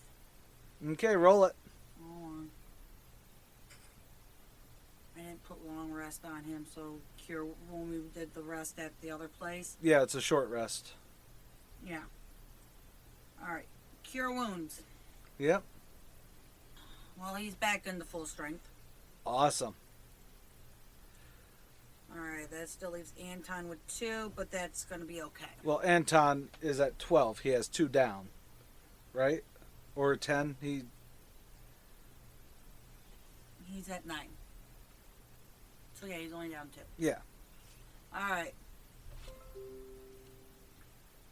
Where to next? Next is, you guys just continue going through, like, that was a, well, shit. That was a well shit moment. We take a moment. We gather ourselves up. We look at Anton and go, what the fuck, man? I'm not playing him. You get to be the guy who goes, fuck y'all. I need better boots. I don't know. I need better boots. Well, he's a tiefling. He doesn't get to wear shoes. Really? I thought it was only dragonborns who couldn't wear shoes. You don't have hooved feet. You have normal human feet. No, I have hooved feet. Okay, if you want hooved feet, I'll give you hooved feet. Well, that's what the Hero Forge gave me was hooved feet. And I went with it. I'll let you have hooved feet. Okay, so now you guys are walking into B2, the next room. Okay. If you want to move the map to give a gander. Alright. And you can move yourselves in if you want. Okay, that's cool. That it actually shows the walking? Yeah. A little bit, yeah. Alright, so we have a waterfall. Hold on, let me... Sorry. I have flavor text. This 50-foot high cavern is a forest of multicolored fungi, ranging from tiny filaments to tree-sized mushrooms. A natural staircase of stone columns along the east wall leads 10 feet up to a higher cave area in the north. Water burbles down from the upper cave and collects in a large pool. 2 small mushroom-like people are working amidst the mushrooms near the pond. A sickening smell, almost like sulfur, hangs in the air. What would you like to do? Pretty much, hold on. Let me see about getting this to look... No, it's good. I was just... These guys are kind of just tending around here. Okay. So, Lulu hold on. walks- Okay. I screwed up how to get you guys into the cave, okay? Pretty much, you guys are still at the mouth. That's what you see when you look in. Okay. Now you can move towards, the Myconids, or whatever you'd like to do. Alright, Lulu moves up to them. The other 3 are preparing. Okay, tell me what the other 3 are doing before I do what... Preparing in case of attack. Okay. So they're readying actions. So I'm going to actually move you guys to the top of the stairs. Okay. Okay. Is that how you'd like to look? Yes, that will work. Does that work? Okay. So actually, Lulu gets to about here. As you advance into the cave, a sickly-looking mushroom suddenly stirs to life near you. It extends long purple tendrils towards you and moves slowly across the cave floor on root-like tendrils. you... They really should sort it where if you're doing a campaign, Yeah. that they automatically have the tokens. You know what I mean? Where I it's know like... exactly what you mean. Because the violet fungi move so slowly, it's easy for a character to stay out of its reach. Okay. Okay. You want us to avoid it? No, you get to do what you do. However, I'm going to give me the violet mushroom. Add to combat. Thank you. Okay. However, I will be running... Never mind. Okay. Because it is so slow, it gets the last... So you have... Lulu is not... Right now, your initiative order is Kane, Lulu, Tink, and Anton. Alright. Kane with his sword still out. Yep. Goes... Oh, by the way, 200 XP for the octopus. Sorry. You can deal with leveling up after. I just wanted to... Yeah, no, I just realized that how I was leveling was not how I'm supposed to be leveling. So Kane's going to attack using his short sword.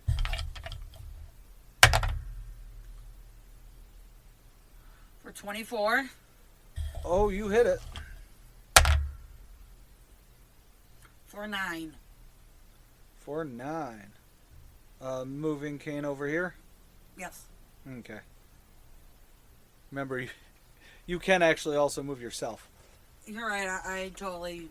For 9 damage. Okay. Next is Lulu. We're going to do... We're just going to have a ready actions. Ready action? Yeah. What ready action are you going to do?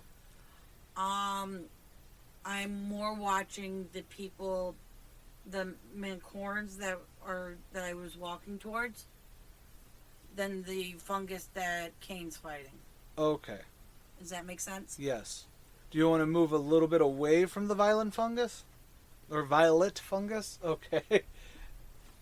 We'll go back a little. We'll go more towards the the fungus dudes. The sprouts. The sprouts. Because they look like they are relative. They are Tink sized. Okay. Okay. Speaking of Tink. Tink has her short bow still out. Yeah. James for the violet.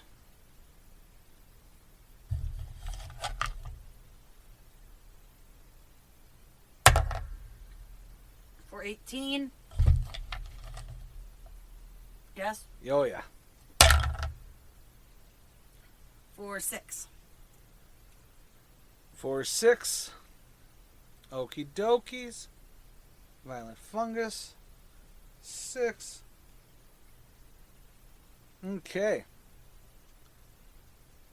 Next it is Anton's turn. Anton joins the melee. Okie dokies. Swing it.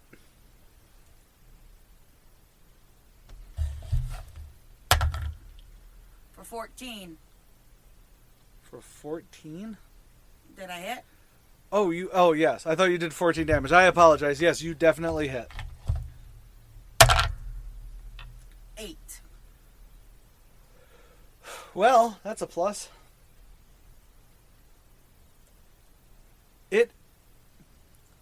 You have, let me just double check to make sure you don't accidentally, fucking, okay.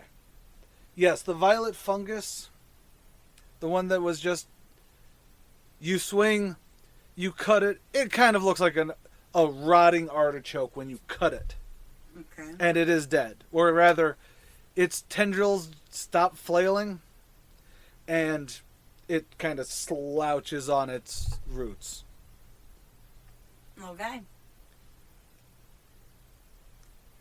However, from the same weird foresty bit, you see 2 more. Oh, their speed is only 5. Oh, Jesus. But they have a 10-foot reach. Okay. So this moves his 5. Oh wait, I am so sorry. You do see 2 more plants start stirring. Okay. But first, this guy moves over here. This little fella moves here. And you hear almost a dog whistle of a ee resonate from them as they run. Okay. Okay. That's that one and that's that one.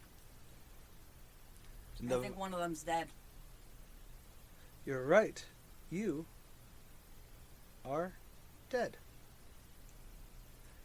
However, this one can only move 5 feet. Goes here. However, oh, Jesus Christ. These things are terrible. I just looked at their stat block. Okay.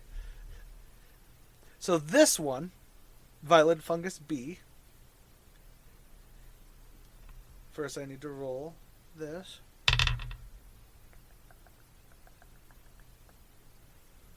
D4.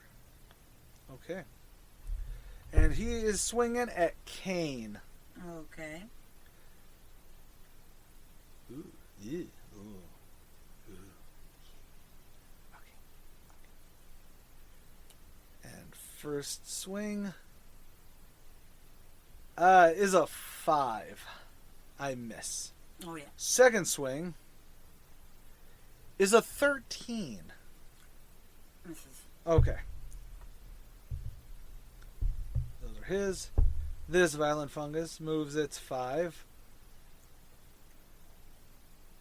Ha! Ouch. And out of it, swips its tendrils at Anton. Okay. 11 does not hit. 2, 16. Matches. Okay, I get to hit you. And that is a 1d8 necrotic damage. Ooh.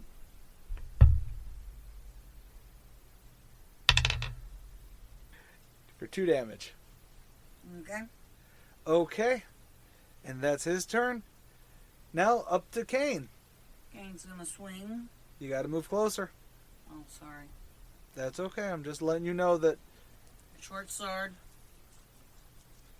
short sword on B. And B. 14 Hits.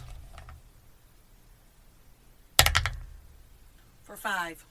14 for 5. Yep. Okie dokie. Bada boom, boom, boom. Next is Lulu. Oh, little Lulu. I love you, Lulu, all the same. We're gonna do firebolt. Color me surprised.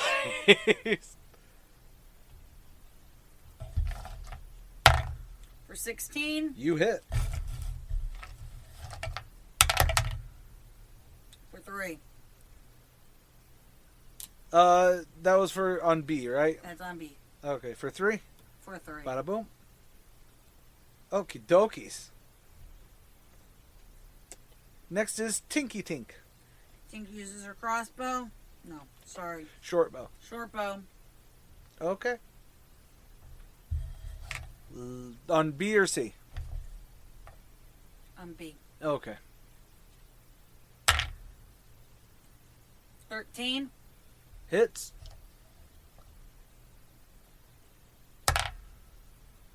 for 5. For 5. Nice. And finally, Anton. Anton moves up onto C, Okie dokie. where we take it out with the great sword. You could try. 25. Is that a crit? No, it's a 19. And you don't 19 or 20 on Greatsword, right? It's just a Not 20? yet. Oh, okay. Then, yeah, you definitely hit.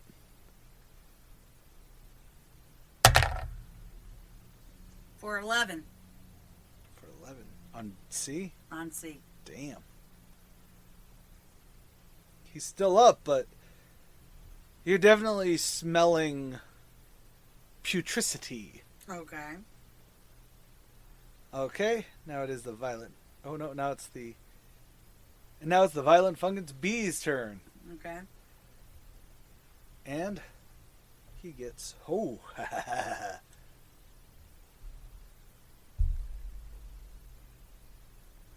And first one is an 18. So, no, 18 minus 3 is 15. No, you do not hit. Okay. On, Kane? On Kane. What'd you get? I got a natural 20. Alright, so you hit Kane. I did. In fact, I do double damage. Okay. It's a big chair. Roll damage. You won't let me roll. Okay, I gotta roll damage. The good old-fashioned way. It's a D8. We'll go 2D8 because it is a crit.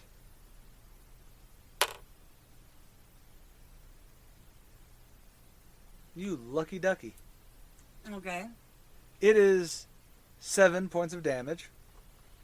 That was 2 out of the 4 attacks he's about to take on you. Okay. So that's 7 to Kane right now. That's a 6. That's not going to do nothing. That's a 2. That's also not going to do nothing. So, yeah. So Kane just took hit points, got hit. He got hit hard. Okay. I know, I can look at your... I can also see your AC. I just actually looked at what the DM thing does. Okay. Okay. And now Violet Fungus C, is going to just swing at Anton. Okay. No, he's not. He only got 1 attack that time, and that whiffed hard. It whiffed. Not natural whiff, just Just a whiff. a whiff. Okay. Okay. Now, before the start of the next turn, you guys are in combat. You guys won't see it. I'm going to be nice. Up here, you see, I'll just say because it is heat of combat, you guys don't really see a lot, but you do see 2 adult Myconids at the top of the little alcove there. Okay. Okay, now back to the top. Alright. Kane's going with his short sword. Do it. For 10. For 10, you hit. For 8. For 8. Ooh. And that's number B. That's B. That's number B for 8. Okay. Still there. Alright, next up is Lulu. She's gonna firebolt his ass. Firebolt. Dude. Gonna just start calling Lulu a basic white girl. Yeah, well. I know it's not fireball, but you're not good enough to have fireball. You've got that off-brand, the stuff that's only like $5 a shot. For 11. Oh yeah, you hit it at 11. For 8. Oh. The firebolt hits it, and while it doesn't do as cool floofies as, something that's real fire, no offense to firebolt, but it is mostly just like Mm-hmm. The tendrils, the 4 that just shot out to smack Kane, all go limp. And the Violet Fungus tilts. Okay. Next is Tink. Yep. Takes aim at Violet C. Number C. Or the last one standing that you know of. I know. For 15. And 8 points of hit damage. 8. 8, you say? 8. This also lilts over. It has been defeated. Okay. Now then, let's see what's fun and exciting. Well, it's not fun and exciting. Okay. That sharp piercing sound as the last fungi goes down. Okay. stops as you see the Myconid sprout still shaking slowly move this way so that their parents can come down. Okay. And they look, while the adults look a bit, protective of the kids are standing behind them. They look, as best as you can see, somewhat indifferent towards you. As they shake a little bit, and you see tiny little spores coming through the. Well, first, what would you like to do? Do you want to actually roll an investigation or perception on whoever you think will do it? Investigation. Okay. Nope. It's going to be perception. It's going to be Tink. Okay. You roll it. 23. Okay, so for the most part, you notice that the adult Myconids, they look like they're just there in case of defending their sprout children. Like, they look like defensive parents. Okay. They aren't actively going after you, but they do look kind of like, what the hell? Okay. As best as you can, because they are still giant mushroom people. Right. You don't really get a lot of expression from them. However, more to what just happened, you definitely can start noticing that, like the fungi that just attacked you, they looked rotten.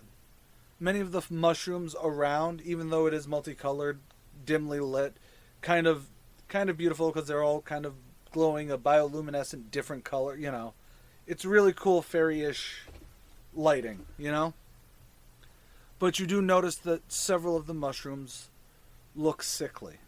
Okay. Some are shriveled, blotched with black patches of decay. Some of these mushrooms are blighted, although there is no obvious source for the blight. Okay. Now, like I said, and that's that. Do you want to... Well, we're going to have Lulu walk over towards them. Okay. Roll initiative. No, I'm kidding. So you walk over there, one's holding him, and it shakes just a little tick, just a little tremor, and little spores come out of it. And they touch Lulu, because Lulu's, getting right up to him to talk. And while it's not coming from the mushrooms, the Myconids, Lulu can sense them going, "Who are you?" Okay, so it's more of a... Myconids speak with, you know what? You want to roll a nature check? You have no one who'll do it. Just see if you get something high enough that I can explain this nicely. I rolled a 4. It's fucking magic, bro. Okay. We're not here to hurt you. We want to figure out what's going on. Well, and only Lulu is hearing this. Well, we were over here fertilizing the mushrooms, hoping that it would help this blight that has come through. Our leadership is currently at a bit of a disadvantage. Our king, for lack of a better term, has lapsed into a state of unconsciousness. Might be the best way to say it. As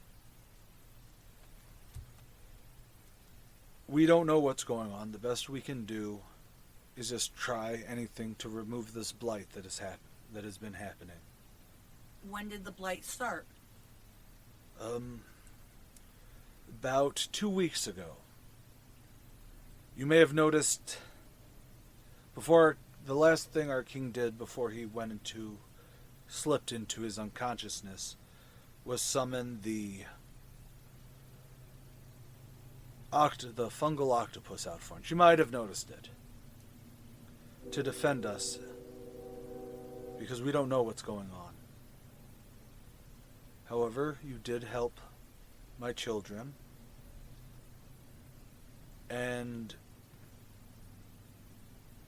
do you have anyone who has a decent nature or survival check, by the way?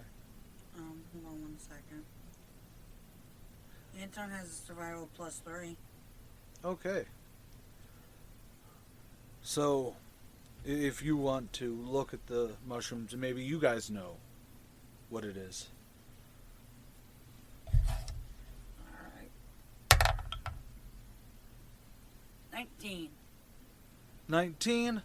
While we'll say Anton, since he has the survival, which, generally comes to like survival and outdoorsiness and all that. While he doesn't rightly know, he knows that it's decaying in some way. The mushroom is decaying in some. He also notices that there are some heart-capped mushrooms that are ready for harvest. Okay. Heart-capped mushrooms bear an unsettling resemblance to a human heart, but you do know that they are actually components to make potions of healing. Okay. You want to try and take some? We are going to pocket them. Roll a d6 for me to see how many you actually get. All right. I'm playing this one nice and loosey-goosey for you. 3. 3? You get 3. We'll give them to Anton, since he's the one who was doing that. You said they were heart-shaped? Yeah. They're red cap mushrooms, or they're whatever the fuck they're called. Yeah, they're heart cap mushrooms. All right. They've been added to our inventory. Don't forget that you were initially checking to see if you knew how the blight went, and you were in mid-conversation. Sorry. It's okay. Sometimes you need a little reminder. So, Anton's checking out the blight. And then Lulu is being told about everything. And Anton's the one with the horns. Anton's the one with the horns. Only Lulu hears it. So does Lulu want to... Let's... Lulu talking to them. I turn and look at Anton and have him check for the blight. And that's when you find the heart shape. That's when we find the heart shape, and I ask them what the heart-shaped mushroom does. Oh, okay. Well, we generally use them to trade with, this nice human fellow. Tekarak. Tarak, yes. I believe he turns them into potions. I don't know what he does with them. But he gives us good fertilizer, and we trade him those for him. Why haven't you been trading with them? Well, we don't know where this blight is coming from. And our leader felt that was that it might be coming from him, or at least from Dragon's Rest. So he felt that it was best to isolate ourselves until we figured out what was going on. Hence the octopus. Hence the octopus, yes. Okay. However, other things have happened around in these caves that, while I cannot help you too much, you've defeated those violet fungi have popped up several other times, and we've had to fight them off. However, I believe we can accompany you if you'd like. We've already finished our fertilizing job for the day, and we can accompany you and pretty much make it that the rest of our Myconid colony knows that you are a friend, or at least not an enemy. Okay. And we can continue, and I will take you to the circle. All right, Lulu. Now I'm going to tell everybody what just happened. I turn and look at the party, tell them what they just told me, and we follow them to the circle. We go through B3. It is so weird seeing you do that. No particular marching order, but yeah. That's fair. This new cave, the Larder, reeks of rot, and the floor is covered with decaying vegetation. 3 small mushroom folk are working amidst the filth. In the southwest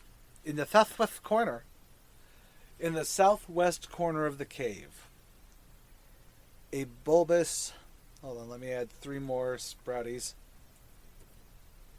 They're all just tinned and stuff there. We'll call that a tiny bulbous thing. In the southwest corner of the cave, a bulbous object the size of a cart clings to the wall and ceiling, glistening like a glob of jelly. Lulu asks, what's that? Before you ask, roll a d50. Nah, fuck it, you asked. I'm not even gonna... Stirges. We'll say you guys walk in this way. Yeah. Since you were guys at the start. Well, at least you have to be in enough to go, what's that? Yes.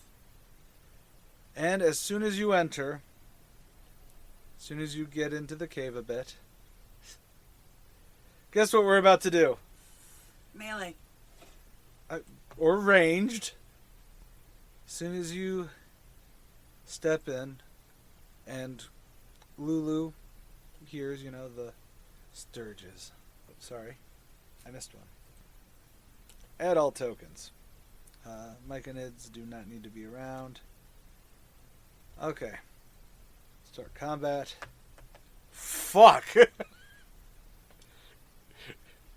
I'm actually going to end combat and let's actually add all again. Remove them.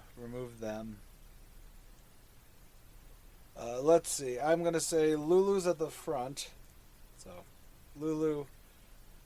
Anton is second, so we'll actually put him at 18. Unless you want me to just roll automatically. That's fine. Put them in the correct order. It's all good. Well, it's not necessarily the correct order, but it is. Okay. And then auto initiate there. Start combat. Okay. Holy shit. It rolls.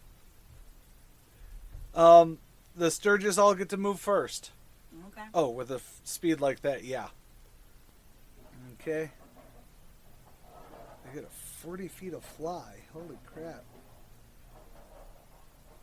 Okay. First stirges flies over and is going to melee attack Lulu. Okay. Lulu's is 13. Miss. 13. Okay. Oh wait, I'm sorry. Stirges A is over here. They're so tiny. It also attacks Lulu. 3. No. C. When I was here. Fuck it, yeah. Guess what they're doing? Attacking Lulu. How'd you know? Because she's the only one in there. 2. No, they're not. She's bobbing and weaving. Jesus Christ. Cannot. Luckily, I didn't have you guys move in too far. Because you're at a perfect choke point where... Lulu's turn! By the way, these are tiny little beasts. Alright, she pulls her dagger.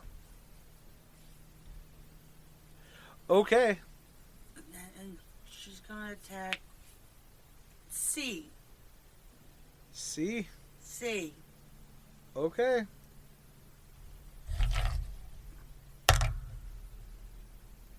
With a 19. Hits. Don't roll a 1. 5. 5, 0, or you hit C with the dagger. You are a warlock. You shouldn't be meleeing and one-shotting things. But this giant, monstrous mosquito, you just wham, and you cut it in twain. In twain? Twain. Okay. Next, I will let you move slightly over if you want. You can move your you can move your character. You can move Lulu slightly over so she's not blocking everyone else. All right. So Anton's next. Stepping up in there. We're gonna go for B. B. Yes, with the. Doesn't the greatsword have cleave as a feat? Yes. Let me rephrase. For your weapon proficiency as a fighter, did you pick the weapon that you're using? It's graze. Okay, graze. Cleave is a great axe. Oh, okay.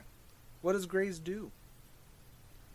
If you roll an attack, a greatsword misses a creature, you can deal damage to it equal to the ability modifier used to make the attack. This damage is the same type of damage dealt by a greatsword. Okay. It can only be increased. So if you miss, you can still actually hit. Yes. Do something anyways. Okay, so Anton, you're smacking B, I assume? We're going to do B. We're 21. Oh, you hit. Oh, you hit. For 12. Does it go poof? In a ball of blood? There's not even blood. It kind of just burst into, like... Nothingness? No, you used a sword, so I can't say nothingness. But you definitely... Heaved it in half. You heaved it in half. Alright. Tinky time. King's going to move in with their short bow and go for A. Go for A? Go for A. Go for A. 17 Oh, it's a hit. for 8. And which one was that? A. A? Your arrow hits it. It stops moving as soon as your arrow passes through it, and then it just carries it over. Cool. A is no longer with us. A has been eliminated. Kane! The fuck are you doing back there, buddy? Readying action. Okay, what's the action? When there's room to move in, move in. Okay, you cannot ready a movement action. I'm watching our ass. You watch whoever's ass you want. Okay. This Myconid, he gonna help you. He's gonna take a swing at D, I believe is the one in front of him. Or her. He misses. Oh wait, no, I'm sorry. Myconid A moves over here, swings and misses. Myconid B is gonna swing at D. Roll. It's a 10. It misses. Top of the order.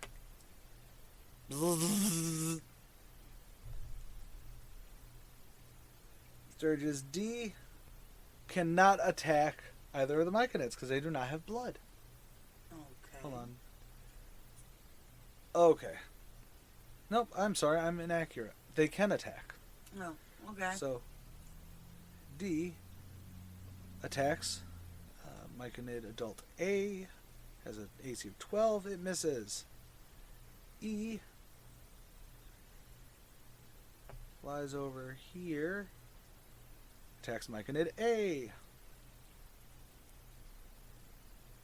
Misses. These are nets, my guy. And Number 3 attacks Myconid A. At a -2. Misses. Sorry, no, that was F. I moved to there.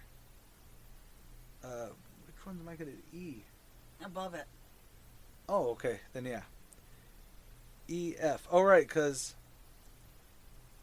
Okay. So Lulu. With her dagger. Are you going back with the dagger? I'm still using the dagger. Okay. Going for D? Or are you going to start slaughtering Myconids for no reason? Over D. Okay. 11. Misses. Anton. It's going to go for F. Go for F. For 20. 30. I assumed. Hits.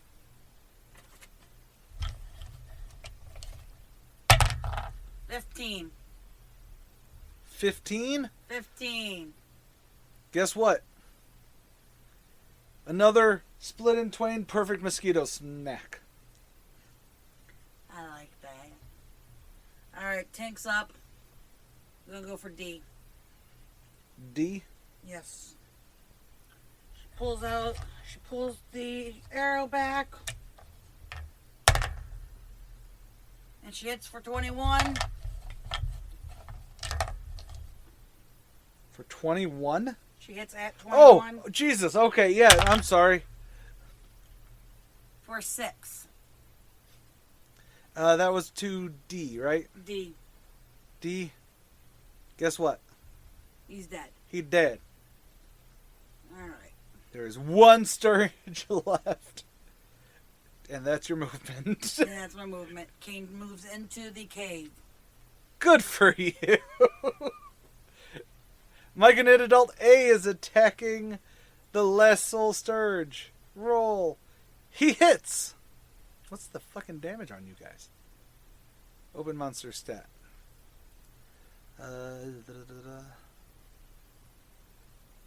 2D. Guess what? He just takes his fucking fist, punches the stirge out of the air. Congrats. Okay. Kind of like you guys are already just swatting mosquitoes and he just fucking last one, just done. Nice. Very nice. Okay. What are we doing next? Well, first, you got 50 per Violet. per violet. So So you, that 150. was 150, and each stirge gives you 25 each, so 300. So 300 in total. In total per person, 450. 450. 450 each. I'm counting the last one also. Alright. I forget we're doing experience per. Okay. End combat. And all of these guys are also fleeing into the next room. Well, sorry about the local wildlife. Local wildlife. Stirges are, how best to say it? They leave us alone because we don't have blood. Okay. I'm sorry, that's just kind of how it goes. Makes sense. But let's just press on here. Okay. Okay. So we're just all moving into the next room. Moving into B4. the next room. Okay. I'm not gonna move our people until we get to a spot where we need to move them. You know what I mean? Alright. 6 Myconid adults are in here. 2 of them, named Alvarez. 6 clusters of giant mushrooms are arranged in a rough circle around this part of the cave. This is called the circle chamber. Several human-sized mushroom folk stand in a circle at the center of the cave. The smell of sulfur is stronger here. Okay. All 6, the two conscious Myconids, of the 6 of them, they all look ill and fatigued from the blight that it is spreading not just throughout the cave and not just to the natural mushrooms, but it is also moving to the Myconid people. So it's mutating. It is mutating. Okay. Hipzib, that is the mushroom man that you talked to before, Okay. looks forlorn at the people in the circle, which they are using as a healing location. He looks what would best be described as forlorn, like, this is bad, but it is kind of not really anything they can do, so he helps guide you through. The two least sickly looking, who still look slightly blighted, look like they're stirring up, and then stepped forward, but they saw Hipzib and eased. Perhaps because they speak through spores. Yeah. Following on, you move to, on the map, it's B5, which is over yonder, at the tippy top. Glowing fungus and colorful crystals grow from the wall and ceiling of this smaller cave. In the middle of the cave, two human-sized mushroom folk tend to a larger specimen of their kind. The larger one is shriveling and covered with unhealthy purple blotches, and he does not move. Hipzib lowers his head. His wife, the other mushroom, stayed in the circle area with the sprouts. And he goes, well, there is the one who leads this colony, Sinenza.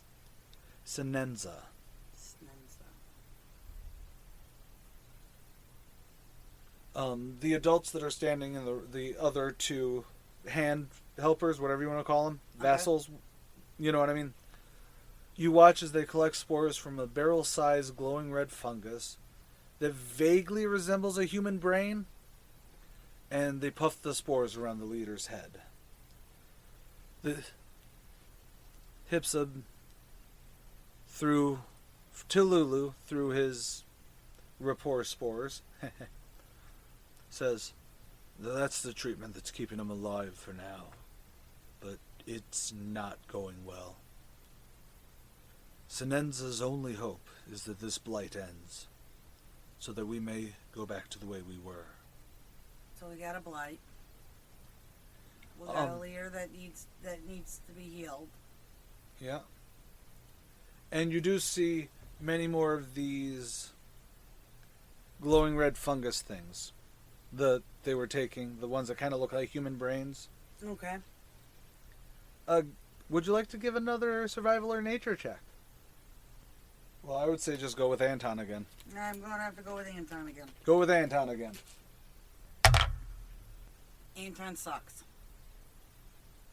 We roll a 5. Okay. You rolled a 5?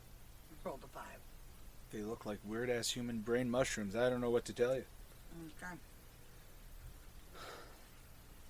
So anyways, there's only one option. We have to stop the blight. But none of us can enter the cave that the blight is from. Okay. We'll be more than happy to help. You guys seem like nice people. Thank you. You seem like nice people too. So, take us to the cave. Yes, ma'am. I'm sorry to assume. I think humans with boobs generally seem to be your females. So, nodding and looking, and even shivering a smidge as you guys walk back into the previous cave, the circle chamber. Off to the west, there is another cave entrance. There are mushrooms covering it, but they look withered. And you see small bits of puffs of smoke. It's almost like vapor trails. Okay. Coming out from behind the mushrooms. It's down there. Towards B6? Into B6 if you want. Alright, so we're now into B6. Okay. Is that the marching order? Okie dokie. Yeah, It's not a bad diamond pattern. As you walk through the entrance to the cave in the little hallway, for lack of a better term, the air becomes thicker and chokes with thick smoke that assaults your nostrils with a pungent odor of brimstone. Strange flickering orange light illuminates the smoke. You notice that this area is free of any fungal growth. Instead, crystals grow from the rocks. To your right, a large cluster of purple crystals jut from the stone. On the far wall, a glowing orange crystal wedged into a fissure in the cave wall seems to be the source of the light, the eerie orange light that illuminates the cave. Streaks of soot trace a path along the cave walls between the purple crystal and the fissure, as the smoke seems to curl in front of you. Okay. Sissy, Yes. I need you to make a perception check real quick. Lulu. 11. Okay. Unfortunately, that means... Okay, what do you got? It's called... Ooh, shit. Now, I'm going to need a 15-foot cone. That's going to be... Okay. That's Lulu and Anton. Oh, no. I'm sorry. That is Lulu, Anton, and Kane. Okay. Need to make dex saves. Alright, we're starting with Anton. Okay. 10. Fails it. Kane. Dirty 20. Passes. Lulu 17. Lulu 17. Passes. Anton takes 4 damage. Or, sorry, he takes 4 fire damage. Kane and Lulu take 2 fire damage each. As in the smoke and soot and everything, Fume Drakes. You barely can see them, because they are basically dragon-ish shaped plumes of smoke. Okay. Now I need you to make 3 more Dex saves? dex saves. Well, Anton didn't save shit. He got a 6. Ouch. 25. Okay. For Kane. Kane 25, okay. 6 for Lulu. Okay. So, Anton failed, takes another 4. Kane did save, so it only takes 2. And Lulu takes 4. Okay. Oh, crap. This might suck. Okay. So, that was their surprise. And now we enter initiative order. And I am going to completely randomize it because it is going to become, you know what I mean? Mm-hmm. So, Fume Drake A charges to Lulu and attempts to bite that person. 12. Miss. You are lucky. Mm-hmm. Next, Anton. Anton comes around here, charging Drake B with his great sword for 25. Do I hit? 25. Yes. You hit. All right. And Anton was going after A or B? B. Okay. Just want to double check. For 9. Oof, While you do see it, kind of blending in, you make solid contact with something. Okay. Next, it is Kane. All right. Kane has a short sword and going for A. Go for it. For 18. Hits. For 4. Nice. Next up, it is Tink. Do I keep with the short bow or do I go in the melee? We're gonna go with the short bow still. Go with the short bow. Who are you shooting at? We're going to shoot at B Go for it. for 23 Oh, you hit. Oh, you hit big. for 7. And you said B? B. B for bull. 7. Nice. Maybe I'm not so worried about you guys now. Lulu. Lulu still has her dagger out, so we're going to use that. Okay. For 21. You hit. For 5. And that's A. Yeah. Okay. Damage. Okay, dokes. Now it's the last Fume Drake, number B. It's going to just swing at Anton. No, he's not. Roll the 10. Okay. Oh, then we got to go with Fume Drake A. At the top of the marching order. It's taking some swings. Well, a swing at Lulu. No. Anton. With this great sword, he rolls a 12. A 12. Do I hit? You meet it, yes. For 10. And that's for A for 10. Okay. No, that was Anton to B. Oh, sorry, you're right. Anton to B. Or you did 10. I'll take that back. Okay. I need Anton to make a Constitution save.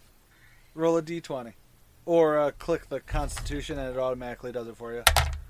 16. Congratulations. The Fume Drake explodes into a noxious sulfuric mist, and you do not take any damage. Cool. Just a warning for the next one, because you got 3 people around that. Kane's turn. Kane moves further into the cave. Okay. That's it? Just moving away? Yeah. Because you know whatever's going to happen might hurt him. Okay. And you got no ranged attack with him, right? No. Tink's turn. Tink's gonna shoot a crossbow. Dokie dokie. 15. 15 Yes. hits. For 7. For 7, okay. Damage. Okay. Lastly, Lulu. Lulu's going to run past the flame drake. Okay. The Fume Drake will have an attack of opportunity, you know. Mm-hmm. But I've been rolling terribly.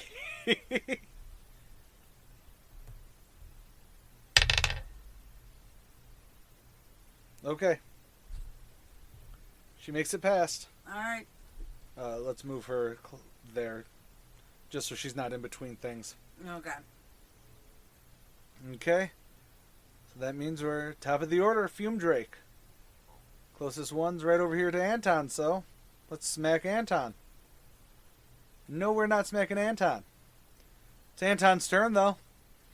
Anton's going to attack because Anton's going to be that type of guy. Be that type of guy. I mean, you do have a decent con. Actually, I don't know if you have a decent con. I roll well. You do. I roll like terrible. For 18. You hit it. For 11. Make a con save. 11. You meted it. You meted it. I got it? You got it. Okay. Now then. Fume Drake gone. This one might hurt, though. Okay. What was the flame drake? Are we still in combat? No. What was the flame drake's worth? Fume Drakes, not flame. Fume drake. I would like to make sure you... 50 XP each. So 100 to everybody. Okay. Now then. You can obviously tell that this cave is the source of the blight spreading through the colony. Obviously. Obviously. You can roll a group perception. Pretty much just roll a d20 and let me know what it says. 1 second. Okay. I'm not in the dice area. That's okay. Alright, so D20 for perception for the group. Yeah. 11. Okay. while you're exploring the cave, you can easily determine that the fumes are coming from deep beneath the island, and they're seeping up around the veins of purple crystal. You can tell that ordinarily the fumes vented to the surface through that fissure on the west wall. However, the fissure is now blocked by this enormous orange crystal. Okay. So we got a enormously huge crystal. Yep. And bad juju. And bad juju. If you'd like to have Lulu do Arcana or an intelligence roll or history even, not just a perception, but it has to be, because she's a warlock is the only reason I'm saying this. Okay. Let me see what we can do. Let's see. Lulu, Arcana. Let's give it a shot. Rolling for Arcana. Roll it for Arcana. Text Arcana. Well, that sucks. You think it's a mimic.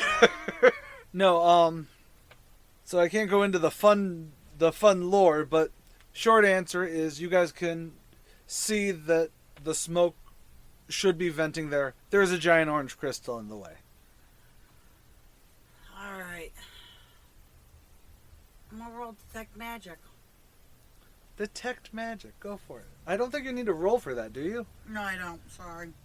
You can tell that the orange crystal blocking the vent and even the Fume Drakes glow with a elemental planar weirdness. I know I'm probably having fun with what detect magic means here, but you can tell that both the crystal and the Fume Drakes come from the plane of fire. The elemental plane of fire. Okay. And the crystal doesn't look too strong. This isn't a diamond, it's more of like a quartz. Alright. So, over, based on the map here, where the B6 is, the crystal is in this fissure? Yes.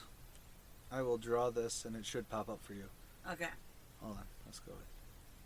Kind of looks like a puppy. Anyways. I was thinking more like a bunny. Scotty dog. It's a Scotty dog. But anyways, yes. Here is that. Okay. You can walk to it. You are technically out of combat right now. So you have, just moving them closer. So anyways, you can tell that this is not a natural crystal. Okay. And since you also notice that the vent, that's where it's supposed to be venting. That's all I'm saying. Okay. Since you rolled shit. But you do notice that it does look kind of fragile. So what you want to do? We're going to have Tink roll for Arcana. Okay. 25. Okay.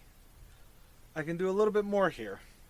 So, well, we'll say that it piggybacked off of Lulu saying, hey, these are from, the plane of fire, or something like that.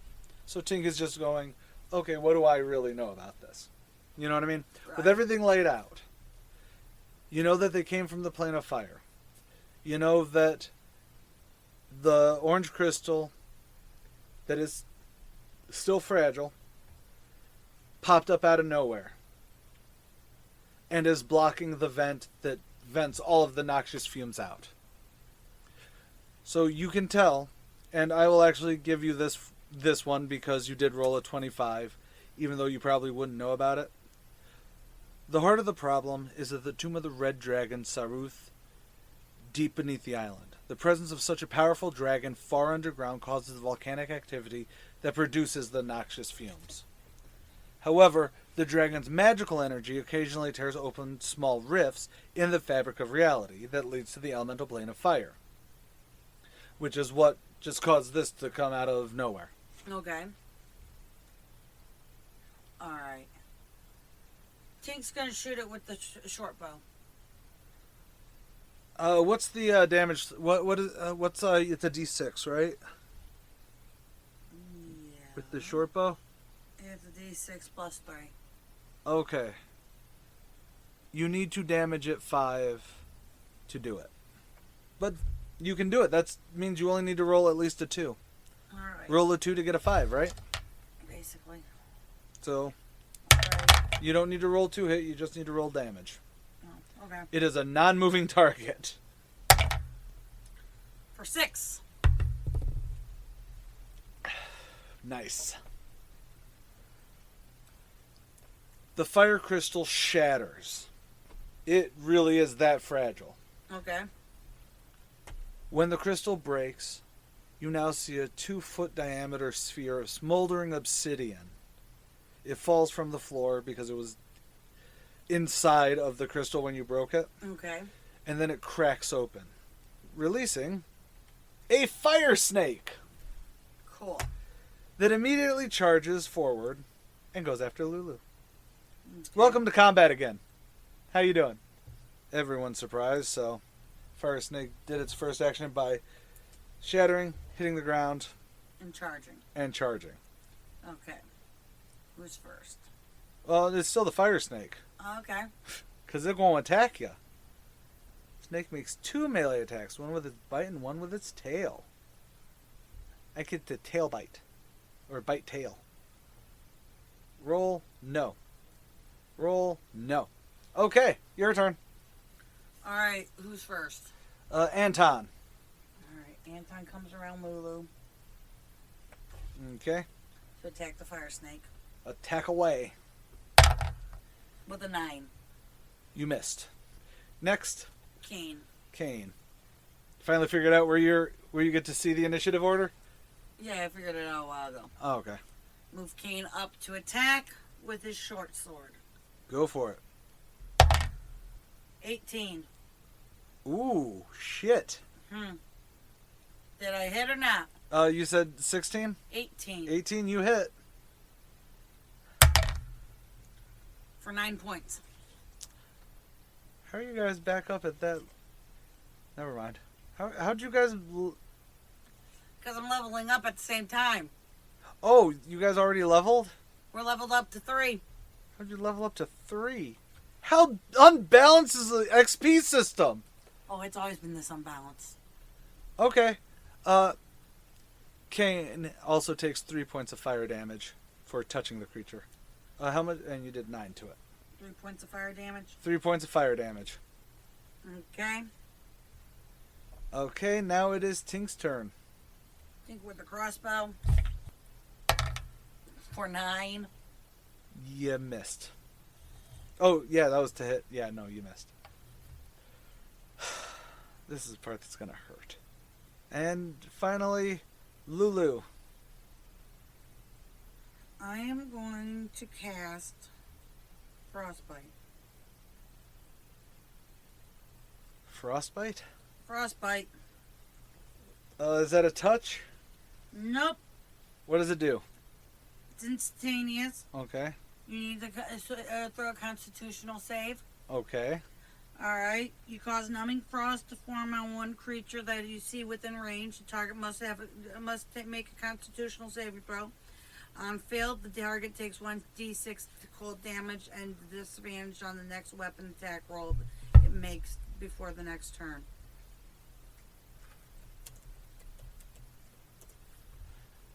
Okie dokie. Oh, shit. Oh, shit. This might hurt. This might actually hurt me. Is it a con save? Con save. Con save. What'd you get? I got a 17. So what does that do? Was that half or no damage? And it says you passed. So So no save, damage. no damage. I'll give you a hint. There's a Pokemon rule in effect. Cold hurt. Cold. You do double damage with cold. Spoiler. Figured as much. Okay. Oh. Now it is the fire snake's turn.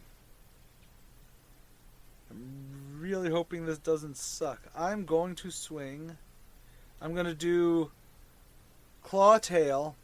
Or I'm going to bite at Lulu and swing my tail at Anton. Okay. So we're going to first bite Lulu. No, we're not. But we are going to swing my tail. No, we're not. Okay. Anton's turn. Anton's going to hit with the broadsword. Yeah, you can try. For 19. You hit. Yay! For 6 damage. Okie dokie. And you take 3 damage.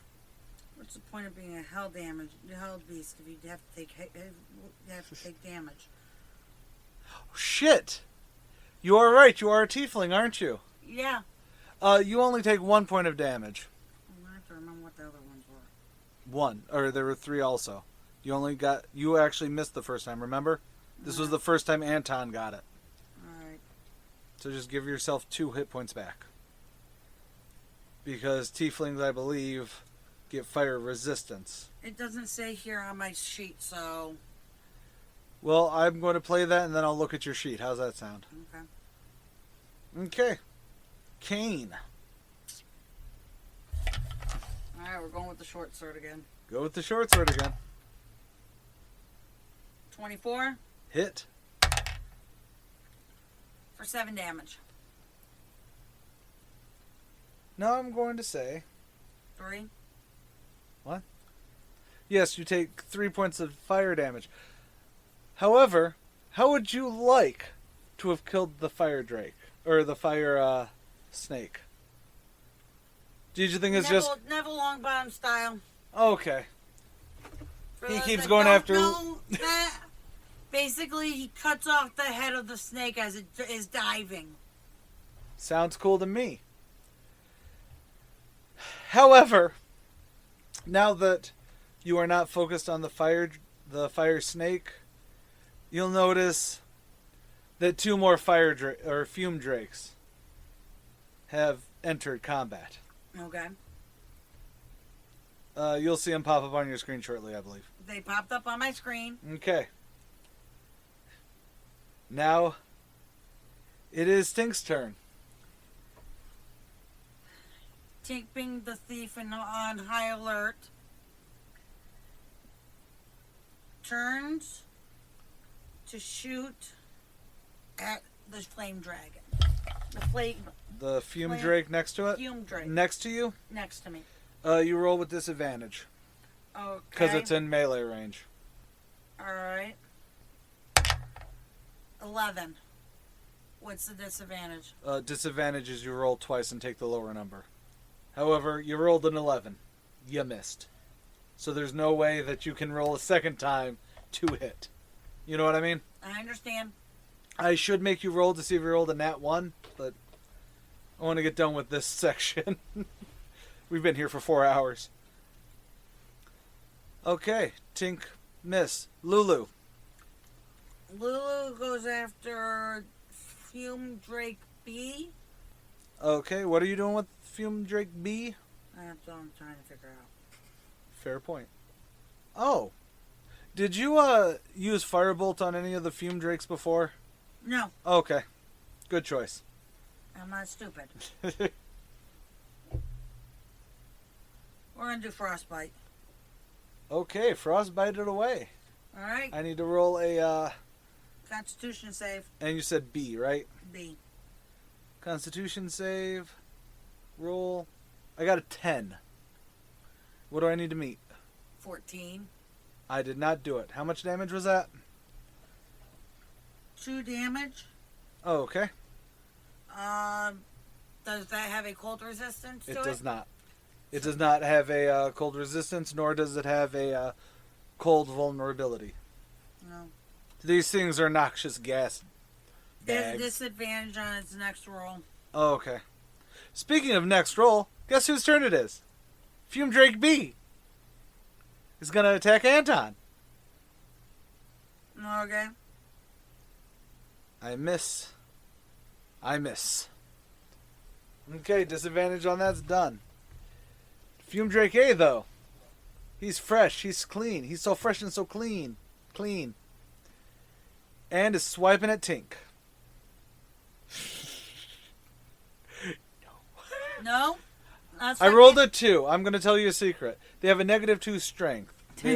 So I rolled a 0. I got a dirty 0. Way to go, bro. I'm lucky. All I right. should really not be using... I feel I don't like this dice bot. The RGB is terrible. RNG, not RGB. RGB is lighting. Yeah. All right. So Anton's going to attack Fume Drake B Okay. with his great sword. Okay. Damn, Kane took a lot of... 22 Oh, you hit it. for 9. For 9. For Narnia. Okay. Next up, Kane. Kane's going to come down here. Just remember these explode. Never mind, I didn't say nothing. Only if I missed the save. That's fair. All right. King gonna smack number A. Yeah. For 19. You hit him. For 9. For 9. For 9. Damage. Okay. Tink's turn. Just to let you know, crying is a free action. No. We're going to pull out our rapier. In one hand we have the bow. We have the rapier in the other hand. You have the bow in one hand. Okay. The fuck are you doing? Tink's going to attack with the rapier. Okay.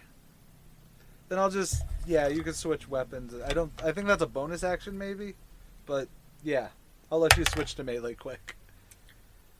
24. You hit. Damn finesse weapons. For 7. On number A. On A. 7. Boom. Okay. Lulu. You Who's da gonna Lulu. do frostbite again? On B. On What B. is the range of that? 60 feet. Okay. Should have asked that the first time. I got curious. Save and throw, please. Is it a cantrip? Yes. Are you just saying that? How do you have 2 cantrips? Oh. Because you're a drow. Because you're a dirty, dirty drow. How do you have, like, 6 to 8 cantrips? That origin system is bullshit! I don't know. I'm not entirely sure. It popped up one day saying it popped up when I did it saying that you get this many cantrips. Fair. Con save. Roll. 10. No. And 2 damage. 2 damage? 2 damage. And that was to B, right? Has to be. Okay. Well, Fume Drake B is gonna go. Oh shit, now I also have disadvantage too. Okay. Roll the fight. Disadvantage. No. A, however, is gonna kick your ass. I'm swinging at Tink again. Okay. Whiffing again. Oh. Anton! Anton. Oh, I'm gonna be such a Anton's backing up. dick. You know what? No. Anton's gonna attack. What the fuck?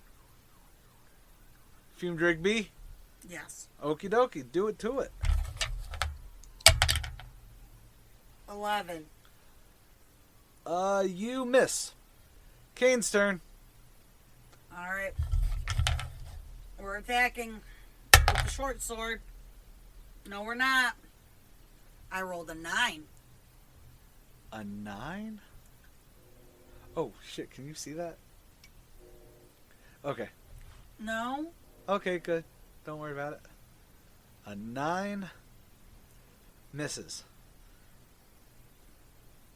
Tink's turn.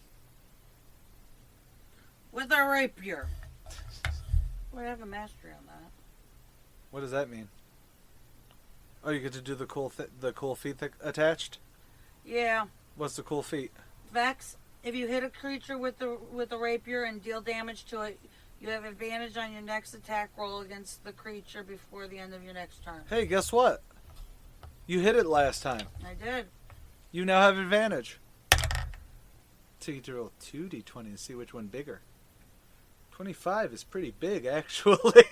I rolled a nat 20. Oh, well, that's totally different. So, crit with your rapier. 14. 2d8 plus 3. It's 14. And that's number A. That's right. 14. Damage 0. I need both of you guys to make your DC 11 Constitution save. Tink did not make the save, so 3. 4. 4 damage? Yep. Sorry, I want to put her damage in before I... No, that's okay.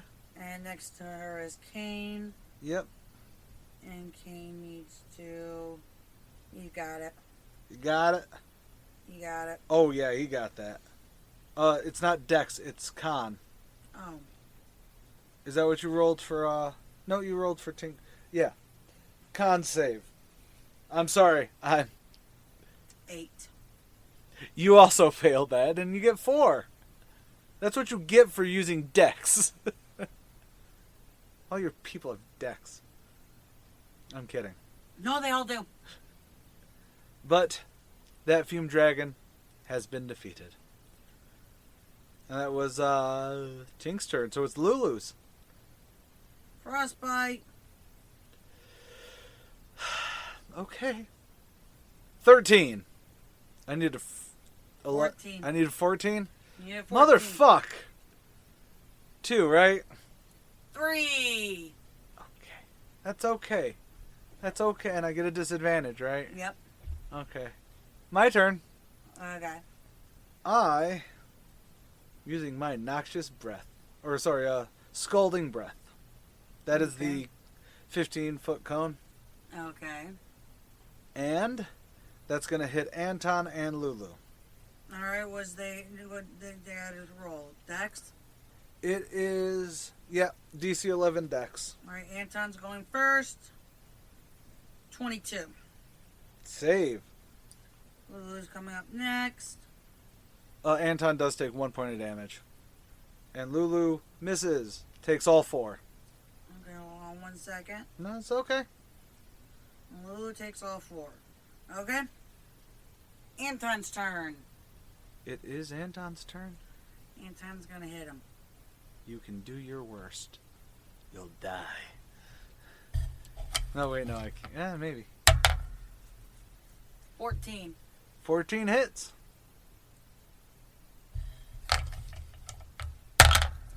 For 12. Okay, sissy. Constitutional save. Constitutional save. 16 on Anton. And I will say Lulu is just out of reach of it. Okay. Because I believe it's only a 5-foot. Yeah, each creature within 5 feet. Okay. It really is if you're meleeing them. Or just that close, you know? Right. So, nice save. He did. Now, the fire snake, just so you can put this in while I'm reading the flavor, Okay. gives you 200 XP. And both of those Fume Drakes give you 50 each. So overall, 300 for everybody. If the characters destroy... Okay, first and foremost, as soon as you destroy the orange crystal, you already see the toxic fumes starting to billow up the fissure. And you also notice why the Myconids didn't come in here before that. Okay. The sun brilliantly shines in, and you see a lot of sunlight moving around. It's sunlight not good for mushrooms. Right. So you get a really nice pretty light show as the light comes down and touches the purple crystals. It's very pretty. Okay. You also...